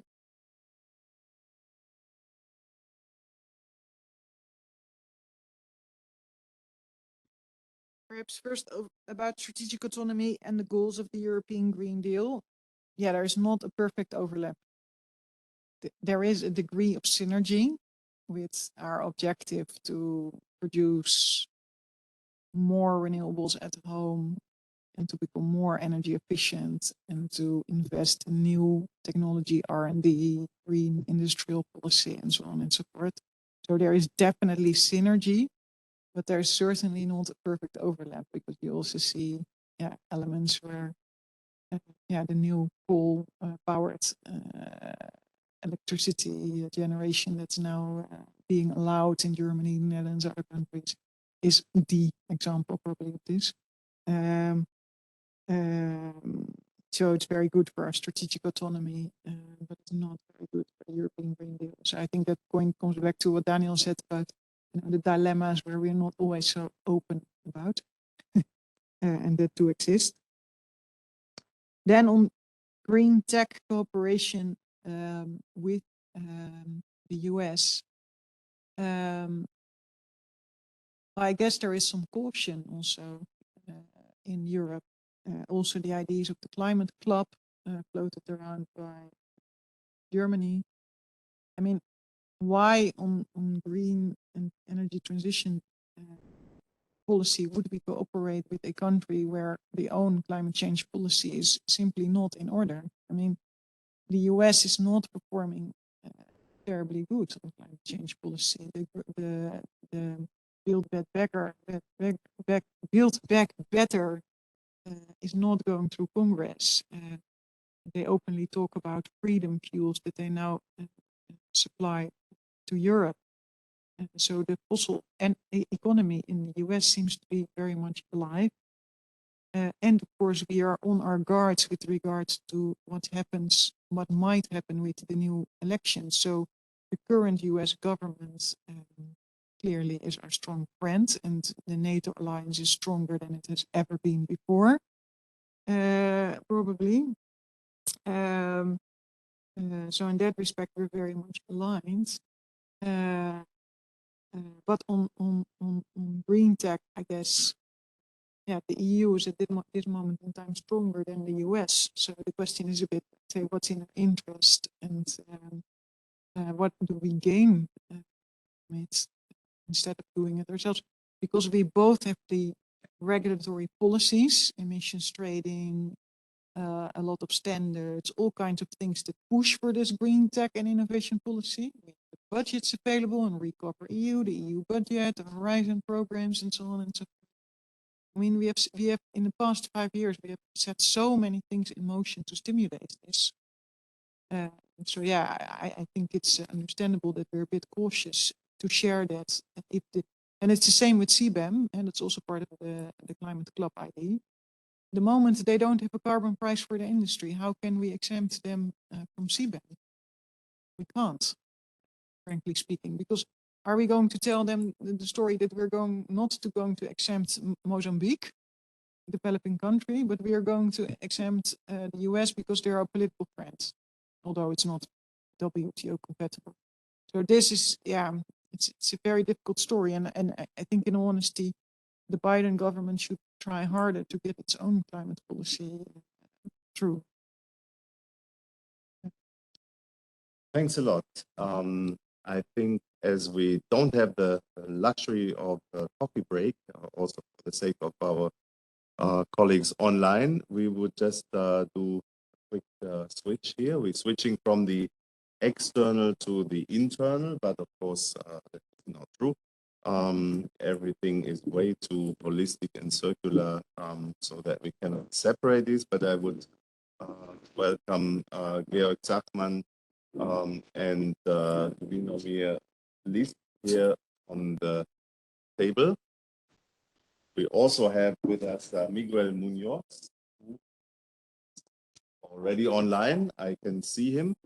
And I would suggest that we switch the order slightly, if that's okay with you, Georg, and we give you, Knivomir, the floor first, because you're coming back in your topic about, I put the microphone here, about the novel fuels, to something that we have identified at the very beginning, that when reading, and we're all reading a lot about the brand new world that the Green Deal will bring to us. Sometimes you wake up and you believe you're already in that promised land where the fuel is green. And in reality, maybe things are not as advanced. And maybe the question is, indeed, can we bank on this expectation? Any transformation in history, and now this one is not an exemption, is associated or is actually about a big fuel switch. So it would be interesting to hear your perspective on how we're doing with our particular fuel switch here in the context of the Green Deal. You are coming as an associate from the Energy Revolution Ventures. I think it would be good if at the beginning you tell us a little bit what that is. Yeah, sure, of course. So, Energy Revolution Ventures is a venture capital firm that's investing in new technologies across the electrochemical ecosystem. We are based in London and we invest quite early. We specialize in taking technologies out of the lab and into the market, as we call it. Appropriate name for this capital. Right. I'm referring to the revolution, but please go ahead. Yes. Right. So I have a presentation ready. Actually, I like to use visual cues for it helps with following the story and to the numbers I'm usually referring to. So novel fuels. Is it a pipe dream or are they just around the corner? A brief overview of what I would consider as a novel fuel. It is either hydrogen, it is synthetic hydrocarbons, and here I should have said synthetic hydrocarbons, but also bio-based hydrocarbons. They are also a novel fuel. And finally, ammonia. So these three things is what these three groups of molecules is what I would consider a novel fuel. And I have a question to the audience, actually. Can anybody tell me what unites these three molecules?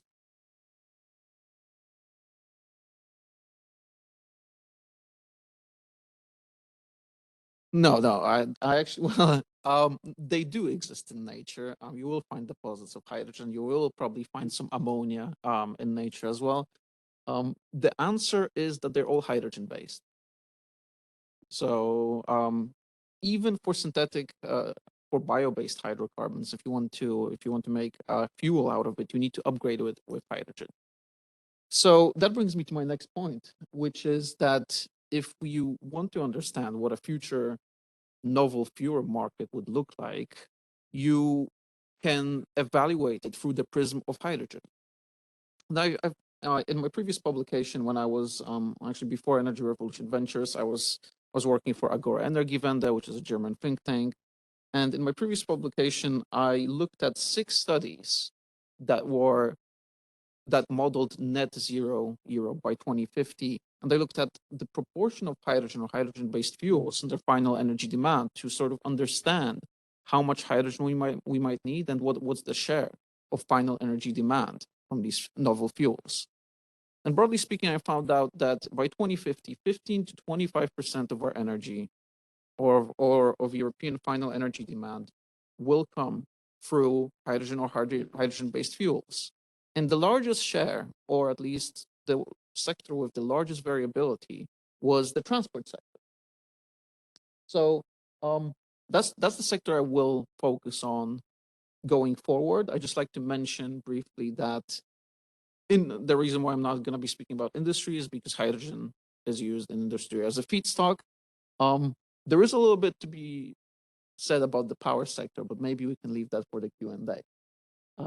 So let me continue with transport. And I want to start with possibly my favorite sector for novel destination for novel fuels, which is the ground transport sector, which is the cars, the vans, the buses, and the trucks, and the trains. And whenever somebody asks me, what about hydrogen, you know, in this sector, I always ask them, dude, where's my fuel cell car? And that is because the idea of a hydrogen car has been spectacularly, or at least its proponents have been spectacularly blindsided by the emergence of the battery electric vehicle. And I mean, this slide tells it all. It's the annual global sales of new vehicles.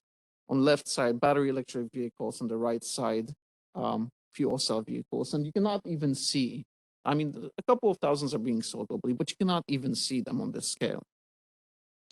So following this failure of the hydrogen car, the hydrogen proponents wanted to sort of fell back onto heavy duty vehicles. But because we have such a strong beachhead market or cars prove to be such a strong beachhead market, even heavy duty vehicles are probably likely to go battery electric up until a certain range.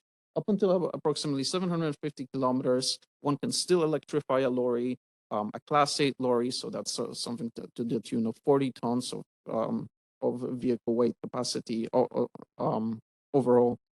And that can still go battery. It's only above 750 kilometers that we start getting to the ranges where hydrogen is required. And as you can see, not many trips are being made with these distances. So in ground transport, we are rather unlikely to see a major market share of hydrogen vehicles. They will remain a niche. What about sustainable aviation? Well, this one gets a little bit more interesting, in my opinion. Two images here. One on the left, Zero Avia. It is a turbo propeller aircraft that's actually flying already today. And I think that this is an interesting development in the aviation sector. So today we already have hydrogen planes flying. And the question of whether they will actually be deployed is a question of infrastructure, and I suppose certification as well. Now, the aircraft on the right is an experimental design by Airbus, or rather it's not even experimental, it's just on the drawing board at this stage. And this aircraft is very unlikely to enter any sort of service between 2035. Now, the issue is the aircraft on the right is the one that will be carrying 190, 200 plus passengers, which is what most flights do. So how do we, in the sort of between today and 2035, reduce our emissions in the aviation sector? And I know that the EU has some ideas, which is sustainable aviation fuels. And this sector is already actually growing in Europe. There's a number of different plants being built, under construction, already being built. New projects are added. I wouldn't say daily, but they're being added perhaps monthly. But what's notable is that half of these projects so far, which is the HEFA projects, are from used cooking oils. So going forward, the market for sustainable aviation fuels will be, at least for the next 5 years, dominated by these used cooking oils. And then only from 2025 do we expect to see demand increase in line with the in line with proposed EU quotas, and really the market for what I call synthetic kerosene take off. And when I say synthetic, I mean produced from captured carbon dioxide, whether that's industrial point source or whether that's direct air capture, probably in the long term. But this sector is already see some pilots today, but we'll start really taking off 2025. One question that is really interesting about this sector is whether we will produce this synthetic kerosene within Europe, or will we either import it from abroad? And I'll come back to that later. But first, I want to talk about maritime because I've stomped on the ground, I've looked up to the skies, but I've yet to dip my toes in the water. So let's talk about what will happen to the shipping sector, because the shipping sector might provide a good indication of how the market for novel fuels will evolve, particularly with a view of satisfying demand in Europe. Whoops. This slide is interesting. It shows it's been produced by the Maersk McKinley Center for Sustainable Shipping, and what it shows is one of the possible scenarios. They came up with 5 to 6 scenarios. I can't really remember, but they came up with a number of scenarios of how a transition into a sustainable shipping sector might look like. And you can see in 2020, in this particular scenario, 2020 dominated by very low sulfur fuel oil, terrible stuff.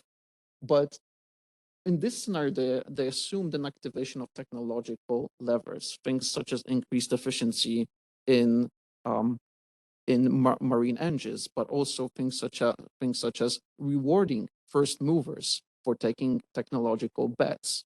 They added to that a carbon price of $230 per ton. And the result was that by 2050, most of the fuel used in shipping is ammonia. So are we seeing ammonia emerge as a potential fuel today? Actually, no. What we're seeing is Maersk putting in order for 12 methanol fueled ships. And that in itself says something. I think that is a reflection of the fact about the uncertain role of ammonia, or at least the uncertainty around its social acceptance and about its safety concerns. But perhaps more importantly, it talks about the economics of the relative solutions. And one notable thing about the fact that, or at least the most notable thing to me about Maersk's order for 12 ships, is that all the fuel that will be destined to these ships will come from outside the EU. And the reason for that is quite simple, or at least I think it's quite simple. It's because producing such fuels in the EU is expensive and will remain expensive. And to get the cheapest cost of fuels, you probably need to import it. There are countries that have the cheapest potential, places like Argentina, places like Chile. Unfortunately, these countries have quite a high cost of capital, so investors prefer to invest in countries such as the US, at least for now. So going forward, one of the things, if we want to get the cheapest sort of transition costs in maritime sector, but also in the aviation sector, where these fuels will be almost certainly more expensive than the fossil fuels we use today, at least in the absence of a extremely high carbon price, what we need to do is source them from abroad. And that will require also providing low-cost financing to other countries, or at least to countries with higher cost of capital. So that concludes my presentation. Here's my Twitter. Here's my email if you have any follow-up questions. But I'm also open to questions right now. Excellent. Thanks so much. I have a question, but maybe the question from the audience. Go ahead. I know, fascinating. But you mentioned a bit about kind of where are we going to produce the stuff. Now, there is a lot of discussion about kind of Europe importing new fuels from abroad in order to maintain its existing industry structure. Now, it's more on the feedstock side, I presume, a bit maybe on the power side, and potentially also a bit on the refinery side. Do you think Europe will continue an industry based on massive imports of such fuels, or would you see such industries also moving more to where the cheap sources are? Maybe if I can just also get rid of my questions so you can take them as a package. You were displaying the aviation sector as something like a success model where things are really happening. If you were to break down the factors that enable that, what would be the most important? Is it just demand? Is it supply? Is it EU policy targets? Carbon? You mentioned carbon price, etc. What's the key drivers of in that particular case that makes aviation a front runner and switching to alternative? Yeah, both excellent questions. And I suppose I'll go with Georg first. I think it comes down to geopolitics, and I think it comes to right down to national politics, even whether we are prepared, whether politicians are prepared to sacrifice industries, certain, let's call them less performing industries that are dependent on imports of these critical feedstocks, and let them go to place and let them offshore somewhere. Of course, there are big questions around strategic industries and national security concerns. So this will need to be balanced. And the balance is ultimately between higher prices but domestic production, or lower prices, but I would imagine higher volatility in the long run. So I suppose that's the answer to the feedstock question. My opinion is that we're going to see some offshoring of industry, and we're already sort of seeing this. We've got new. What was really exciting to me was seeing a new green steel startup start in Europe. H2 Green Steel, a completely new steel company being established in the Nordics, and challenging the likes of ArcelorMittal and SSAB. So we're already seeing that today, and we're going to see more of that, I believe. I mean, you just need to follow the announcements of green ammonia production facilities around the world. Some of them in Mauritania, some of them in Namibia. We've got Fortescue Future Industries in Australia. So this will happen. Industrial relocation will happen, at least to a certain degree. And your question about the sustainable aviation fuel, actually, so there was a slide that I took out because I didn't think I'd have time, but it was a slide about the International Aviation Transport Authority sustainable aviation fuel target for 2020 versus where we are today. And their target for 2020 was 8% of sustainable aviation fuel being blended within normal fuels. And what we've achieved to date, or what they've achieved, is less than 1%. So it all comes down to good policy. And I think actually the EU proposals on quotas on sustainable aviation fuel were a step in the right direction. Personally, I'm more of a markets guy. So to me, carbon pricing would have been better, but I think quotas are, good. Okay, thanks a lot. It makes us, or at least me, more comfortable that the reading about is taking place, especially also this last example that you made about the new renaissance of the steel industry and in Europe. It's a message that this is possible as well.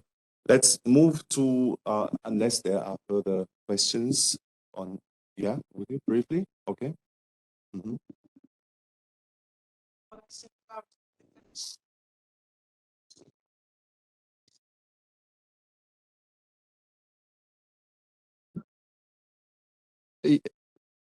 Yeah, actually, when you were talking about the defense industry,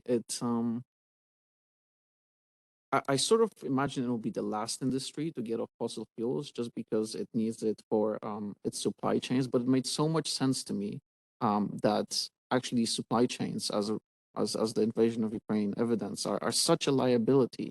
And in the future, I don't imagine us running Leopard 2 tanks. Rather, I was thinking about, in Australia, they just got a batch of e-bikes, and they're driving around the bush with man-portable missile launchers that can take out the tank from 2 kilometers away, at a fraction of the cost of maintaining a tank. And those are e-bikes, so even if the battery runs out, they can just cycle them.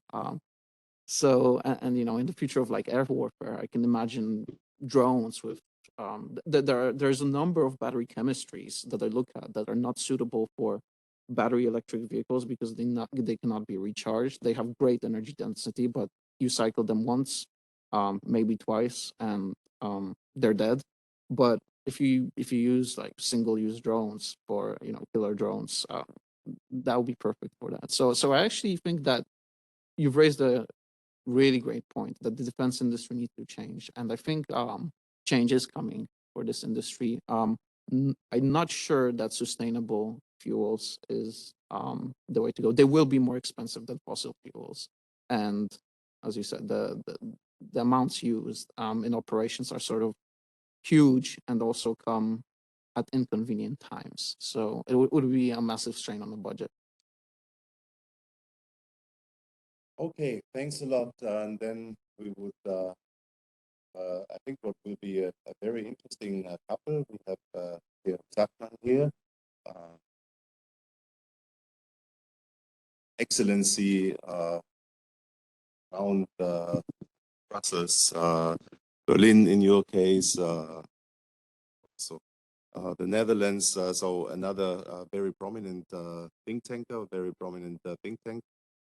Georg, you will be talking about what's at the heart of this crisis, the price surge, and how it happened, and how we react best to it. And I would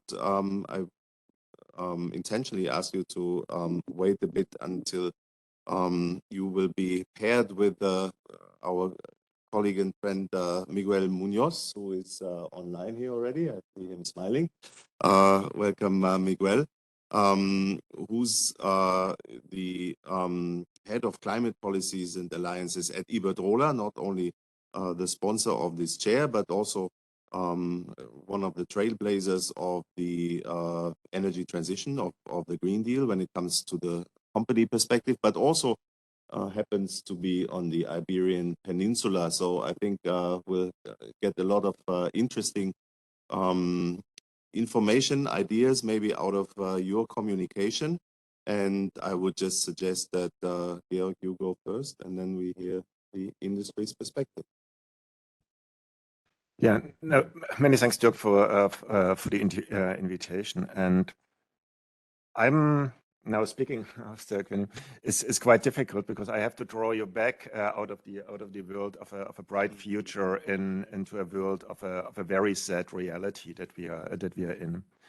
Now, as Daniel said before, the crisis we are in is fueled by several causes. So we have had quite a substantial demand recovery after COVID, which led to oil demand increases by 6% last year, another 3% this year, and there wasn't simply the investment being done in the meantime to do that, both in terms of new fields, but also in terms of new refineries. That's why we are having also the high gasoline and diesel prices. And I partly disagree with Daniel on the ESG mentioning there. I mean ESG is not about investing in a sense, but it's. I mean, we should have seen more green investments, and I mean I think that's the shortfall that I would criticize. Not so much that we had too little brown investments, because lowering the brown investments was in our plans, but we didn't match this decline in brown investments by the green investments that we actually promised to do. I agree with Daniel that the sanctions are not yet active. So all that we are seeing out there is not yet sanctions. And I mean, brace for when the impact of the sanctions are coming.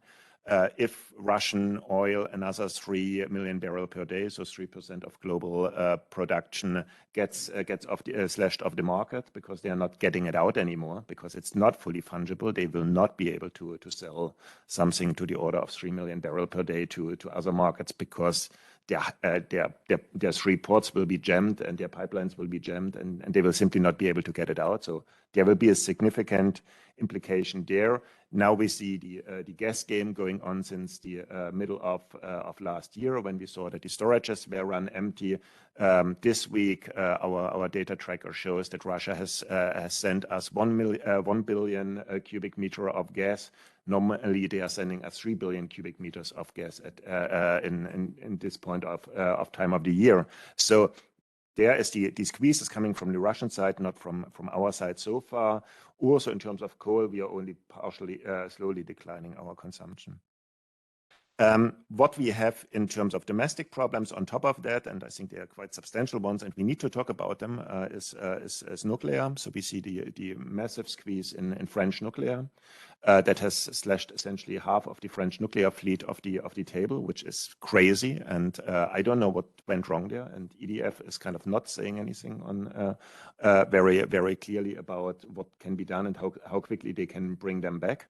Their only statement is safety first, which I agree with, but I would rather want to understand what can be done to speed this process up. And hydro, where maybe climate change, I'm not an expert on that, but we see significantly lower hydro production. So as a result of that, we are in the unfortunate situation that we are actually using as much gas in power production as last year, even though gas prices are almost 10 times as high as last year, simply because we lack electricity at the moment. Now, my assessment on the global situation is that almost all supply elasticities have been eaten up. So there is not much more production that we can get quickly out of stuff. I'm a bit disappointed by US shale oil and gas, because in the past they were more elastic, but seemingly they are not at the moment. Also, in terms of elasticity, in terms of bringing quickly some renewables on stream, we are seeing supply bottlenecks being quite binding. So therefore, again, referring to also what Daniel said, most of the reaction needs to come from the demand side. So we are essentially fighting globally over a very limited amount of supply, and who is paying the highest price is getting these volumes, and it's a brutal game. And those with the less deep pockets are already hurt quite drastically. You have heard probably stories about blackouts in Pakistan and other places, because we essentially take them the LNG away that they have paid, that they already contracted for.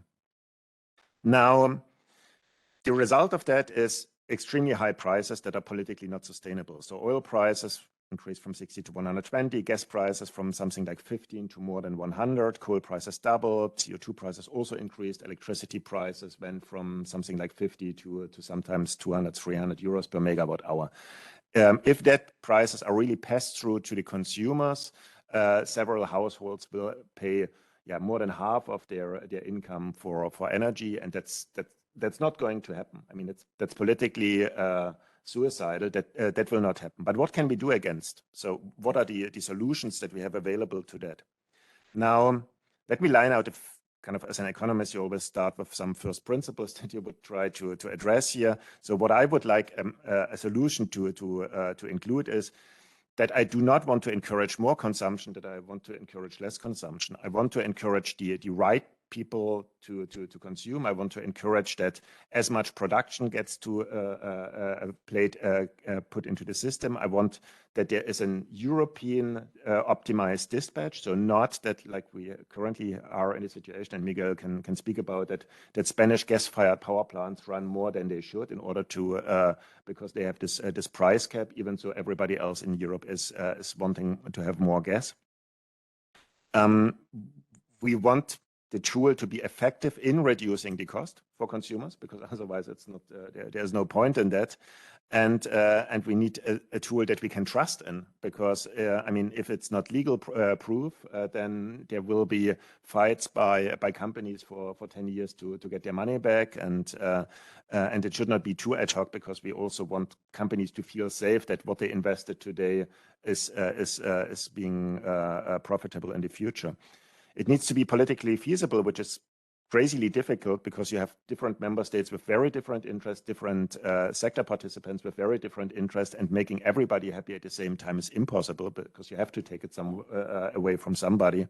And it needs to be fiscally sustainable. Currently, we already see that the support measures go in the order of 2% of GDP of several member states. So what can we do? Well, we can change the market design. There are ideas here on trying to say, okay, electricity companies are not getting the price of the last power plant that has been used to produce the electricity, but each power plant only gets the price that they have been bidding for in the market. I mean, the economist's cynical answer is then everybody will bid at the price that they expect for the last power plant. You will have too little electricity in the system. You will have to ration, and the whole thing is going to blow apart. I mean, Dirk, you have been active in Ukraine, and you see how you can mess up an electricity market design big time. And I mean, it's very easy to get it wrong and very complicated to get it right. So market design, I would treat with a lot of caution and take my time to design that in a sustainable way, because it needs to provide long-term signals. Then taking away windfall profits from company sounds very attractive, and it's also what the economist would kind of in a 101 course suggest to you. Say, okay, companies are now making something like 700 million euros per day from the higher electricity prices that they make on top, so almost €1 billion per day that they take away from consumers. Can we not take some of this money and give it back to consumers through a windfall tax and a lump sum? I mean, I'm not a lawyer, but I see the practical difficulties. Electricity is traded like 15 times in Germany between when it is produced and between when it is consumed. So who is making this additional rent is very unclear. We see that EDF, for example, is fighting for low prices. Why are they fighting for low prices? They are a seller.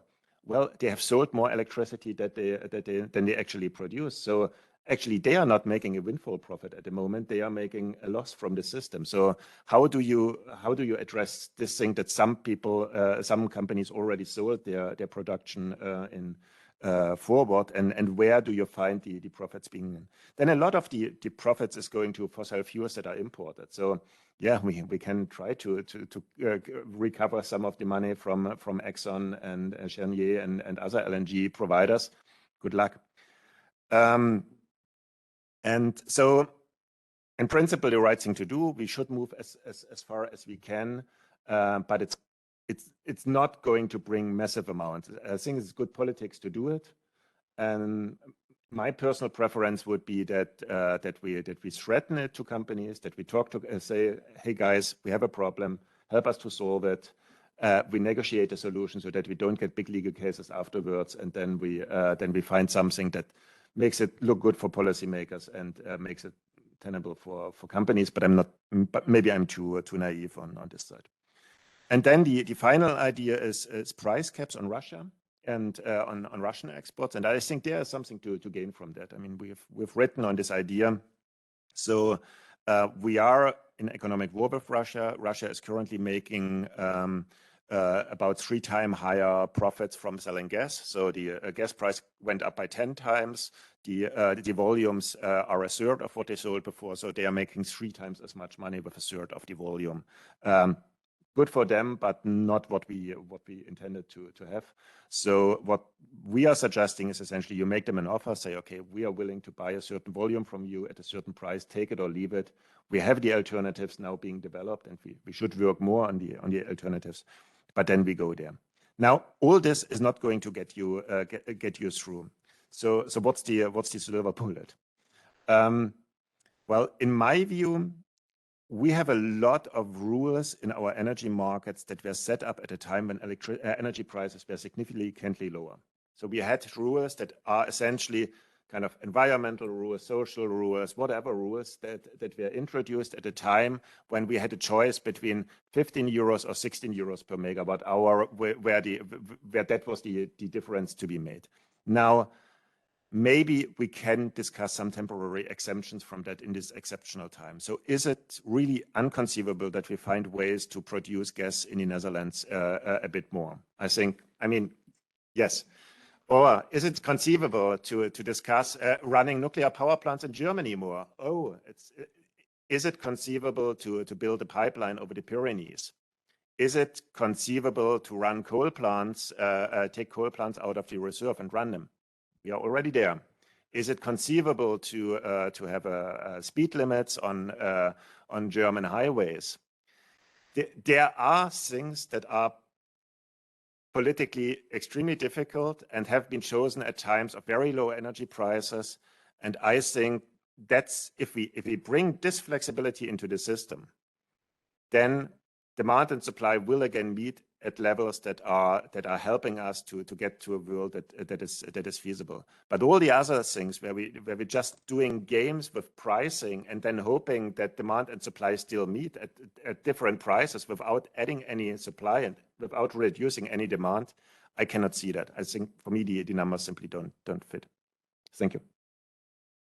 Thanks a lot, Georg. Lots of interesting thoughts. Also, thanks for being very well structured. I've seen that he has been taking notes, so probably something useful for the policymakers as well. The silver bullet was not there, but that didn't come as a surprise. I think you mentioned a lot of the things that either are happening already. This morning I read that in Austria, they are also revamping one gas-fired power plant back to coal. So that's happening despite the minister declared that she personally gave the last lump of coal to a museum 2 years ago, and now they're starting. Probably they get it out of the museum again. Yeah, it's as absurd as that, but altogether that could maybe make an impact. Is what you're saying. Before we go into the questions, let's maybe turn to Miguel Munoz from Madrid. Nice to see you here.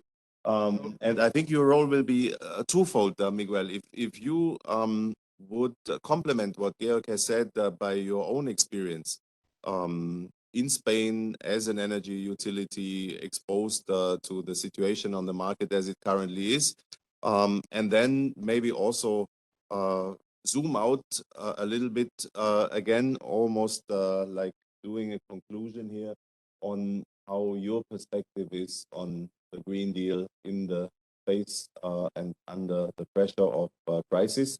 And then we would probably all together wrap up with another couple of questions and very stimulating answers. Well, thank you very much for inviting me to join this interesting panel, and apologize for not joining in person. Unfortunately, I had some previous commitments in Madrid. It is very interesting, the key elements of the interventions that I have just listened.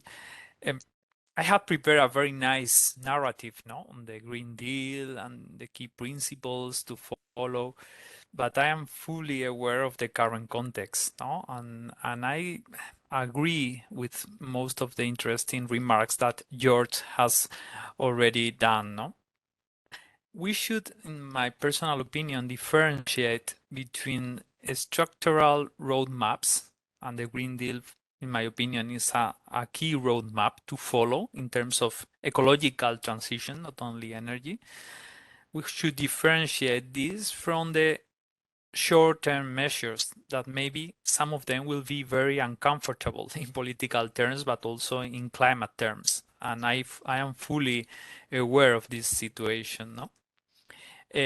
Regarding the short-term measures, I understand that some of them could involve some kind of fossil fuel diversification or things like that. But in general terms, we should stick to the plan that we had already prepared from the EU, that is focused on developing clean technologies.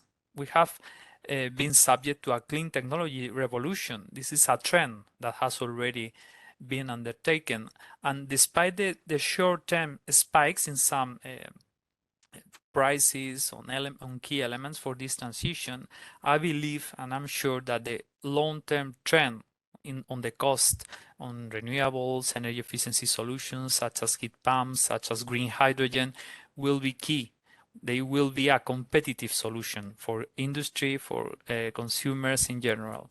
So I would recommend in general to stick to these trends that we have already been developing, and even to accelerate these trends. The level of investment in renewables before the crisis wasn't aligned with the Fit for 55 package in reality. So we should not only catch up with this speed, but to accelerate the speed.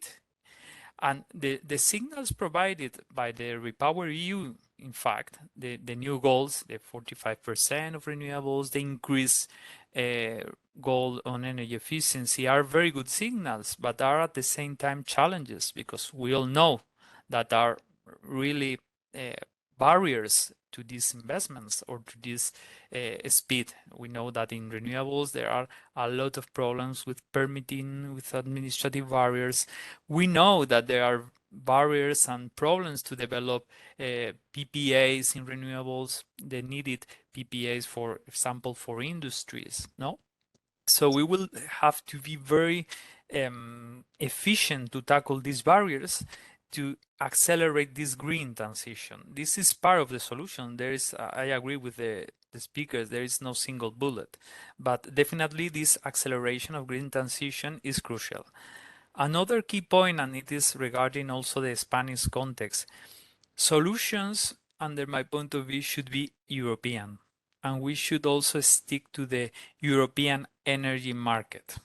We shouldn't in some way start to develop imaginative national measures that are against this European energy market and that provide signals, even price signals, to stakeholders that are not aligned with the polluter pays principle, that are in some way jeopardizing carbon price signals. In some contexts, we are seeing this kind of measures. And we should be very careful with these measures, because this could jeopardize an efficient and an effective solution to the current energy crisis that we are facing. So in general, I would recommend this. I think that the Fit for 55 package now, and we are seeing this in the parliament, is in some way in jeopardy, at least the level of ambition, the level of implementation, and we should in some way avoid this kind of delays, this kind of weakening processes that we are seeing. Clean solutions are still a very valid response, and we should work on this in the policy field too.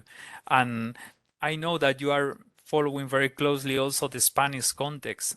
I am not an expert specifically on the regulations, but I can tell you that maybe these kind of policies are not the best kind of policies to contribute to a European energy solution, because in some way they are fragmenting the response in Europe. Maybe George could provide a more interesting assessment, but I see some of them, because there are different measures. There is a cap to the natural gas price, as you know.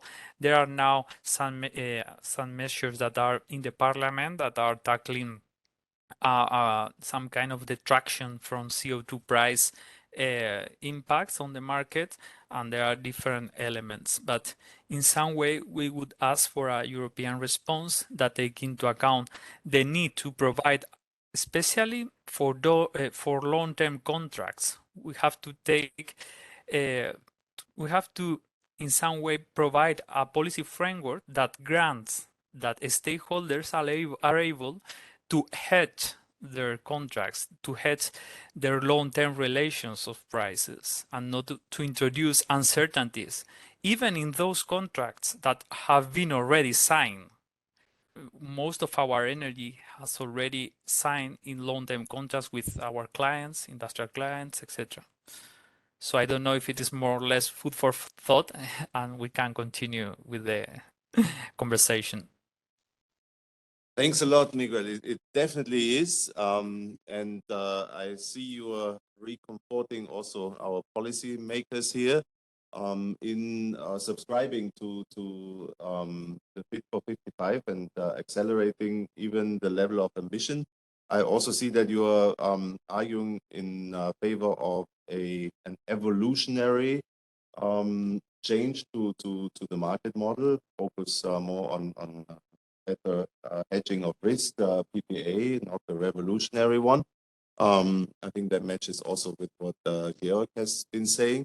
If I may have one question back to you, Miguel. What in the current situation, when also what we discussed earlier, the context and of course also the picture on the course gets a bit more blurry than it was before, and maybe not.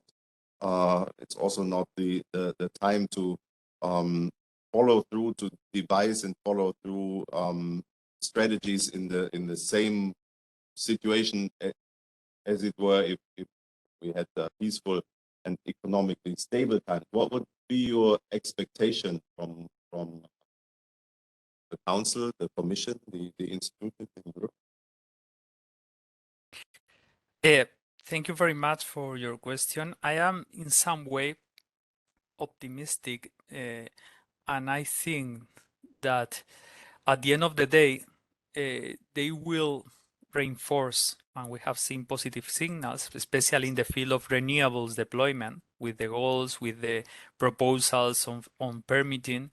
We will see some kind of push from the European policy packages to promote more speedy renewables deployment, more efficient devices installed.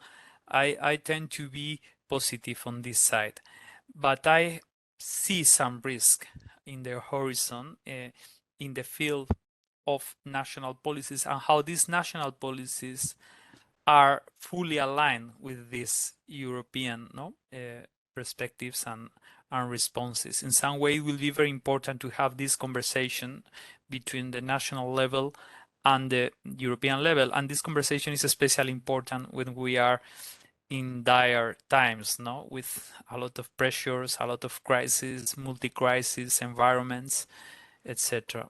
But at least the REPowerEU, I have seen that it provides a good base for working in this context.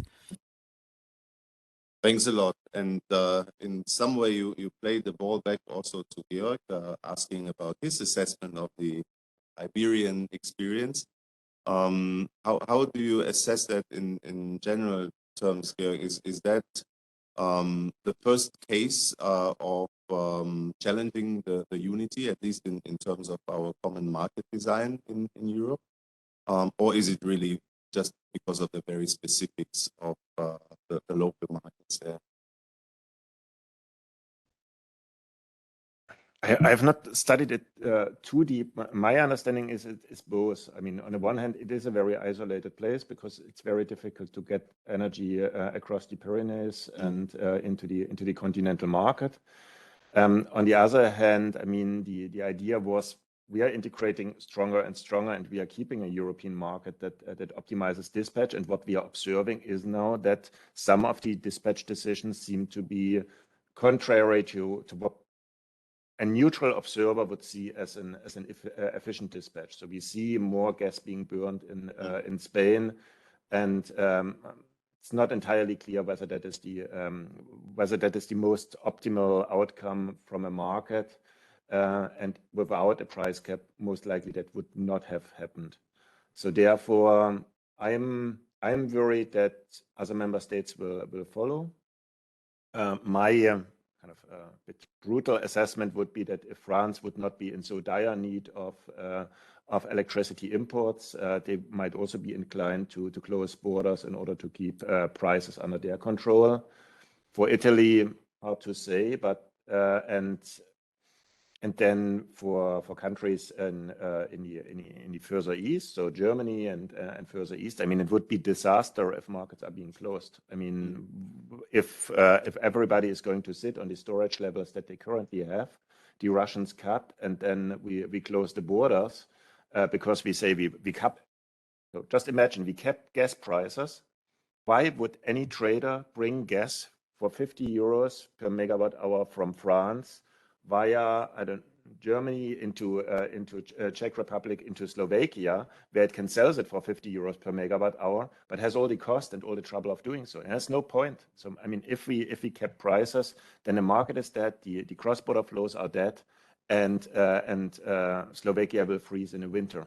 And so therefore, I'm relatively worried about this momentum. I also think that the architecture in terms of security of supply, of European security of supply, and in the regulation is a lot of nice words, but if it really comes to pass, I don't think member states can really rely on neighbors not defining gas volumes in their storage as crucial for them, and sharing that with neighbors.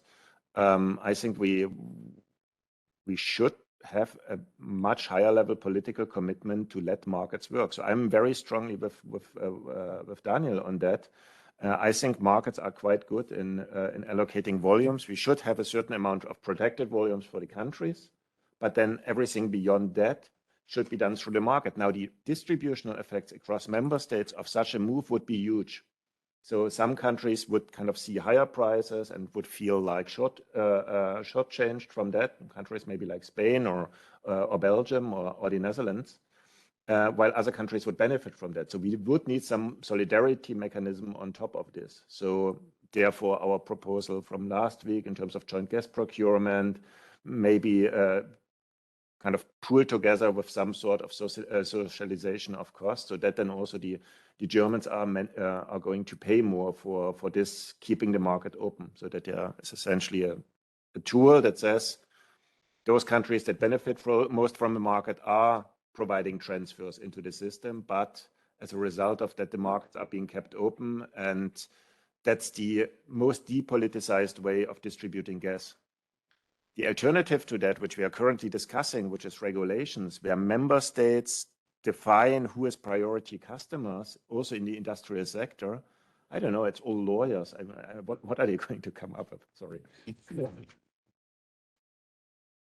Okay, thanks a lot. Yeah, extraordinary times and maybe extraordinary solutions, not so extraordinary after all. Solidarity be possible. Any questions and also interventions from our colleague here? Professor Costa is with us. Nice to see you. And Daniel, you're back. You have been referred to a few times. Want to maybe respond to this discussion on the markets?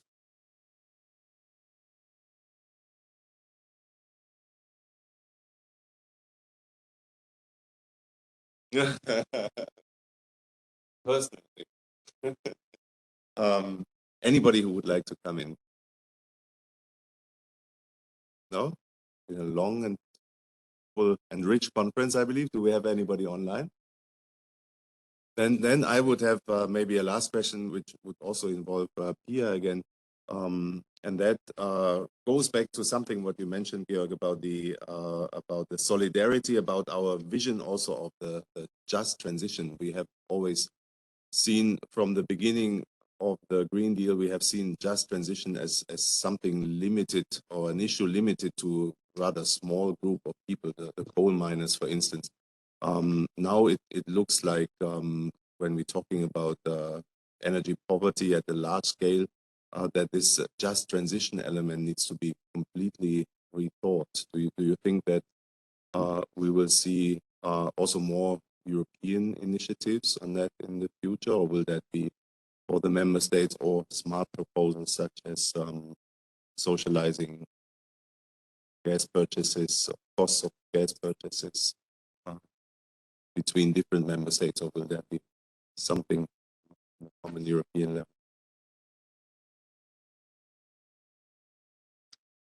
Thanks. Yes, I mean, initially the just transition fund, so to speak, was like one of the first initiatives, I think, in a row, and it was really to provide incentives to the most exposed regions, not even countries, but regions, to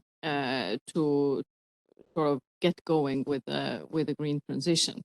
But I think just energy transition is very much built into the Fit for 55 proposal package that is currently being discussed. So difficult to comment on where we will end up with, but it's definitely on member states' minds. And not only, but also because of the current circumstances, which have really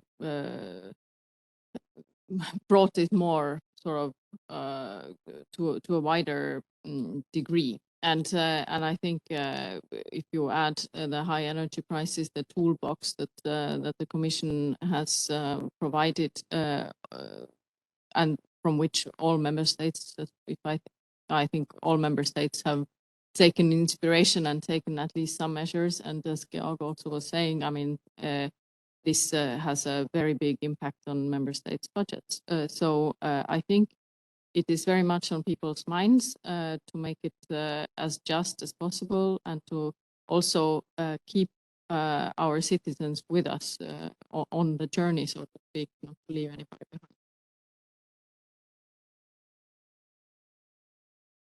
Further requests for the floor or any remarks or comments? That was a beautiful ending, beautiful under the circumstances. I will not conclude by providing a big synthesis of what we have been discussing. The whole topic is evidently moving. The good or bad news is if you leave this conference, you go and check the internet or you open the newspaper today, tomorrow, you will hear more about precisely the same things that we have been discussing. Probably new developments will have taken place as well. That goes very fast these days. And we here at the college, the IBERDROLA Manuel Marín Chair for European Energy and Climate Policy, will not only follow this very closely, but we really see it as an essential aspect of precisely that policy, to also communicate to students and together with all you the importance of getting this particular piece of European policy, the Green Deal, right, and supporting yours and all other colleagues working on it efforts in that respect. So the topic will stay with us, not only after the conference and over the summer break, but we'll take it up again after we restart. And I would like to thank everybody. I would like to thank all our speakers here. I would like to thank the audience. Greetings back to Madrid, Miguel. The audience for having stayed with us and also intervened where it was needed. And I would like to thank also TACE for having prepared this conference so well. And with this, I think I leave it just up to you to announce the very next steps. And that only concerns those who are offline because there's no drinks online. Yes, unfortunately we can't accommodate for that, but we have drinks actually in the garden. You can see it there, so we can all go outside and enjoy a little drink and enjoy the evening sun there together. Thanks to all for joining, and see you soon for our event. Thank you.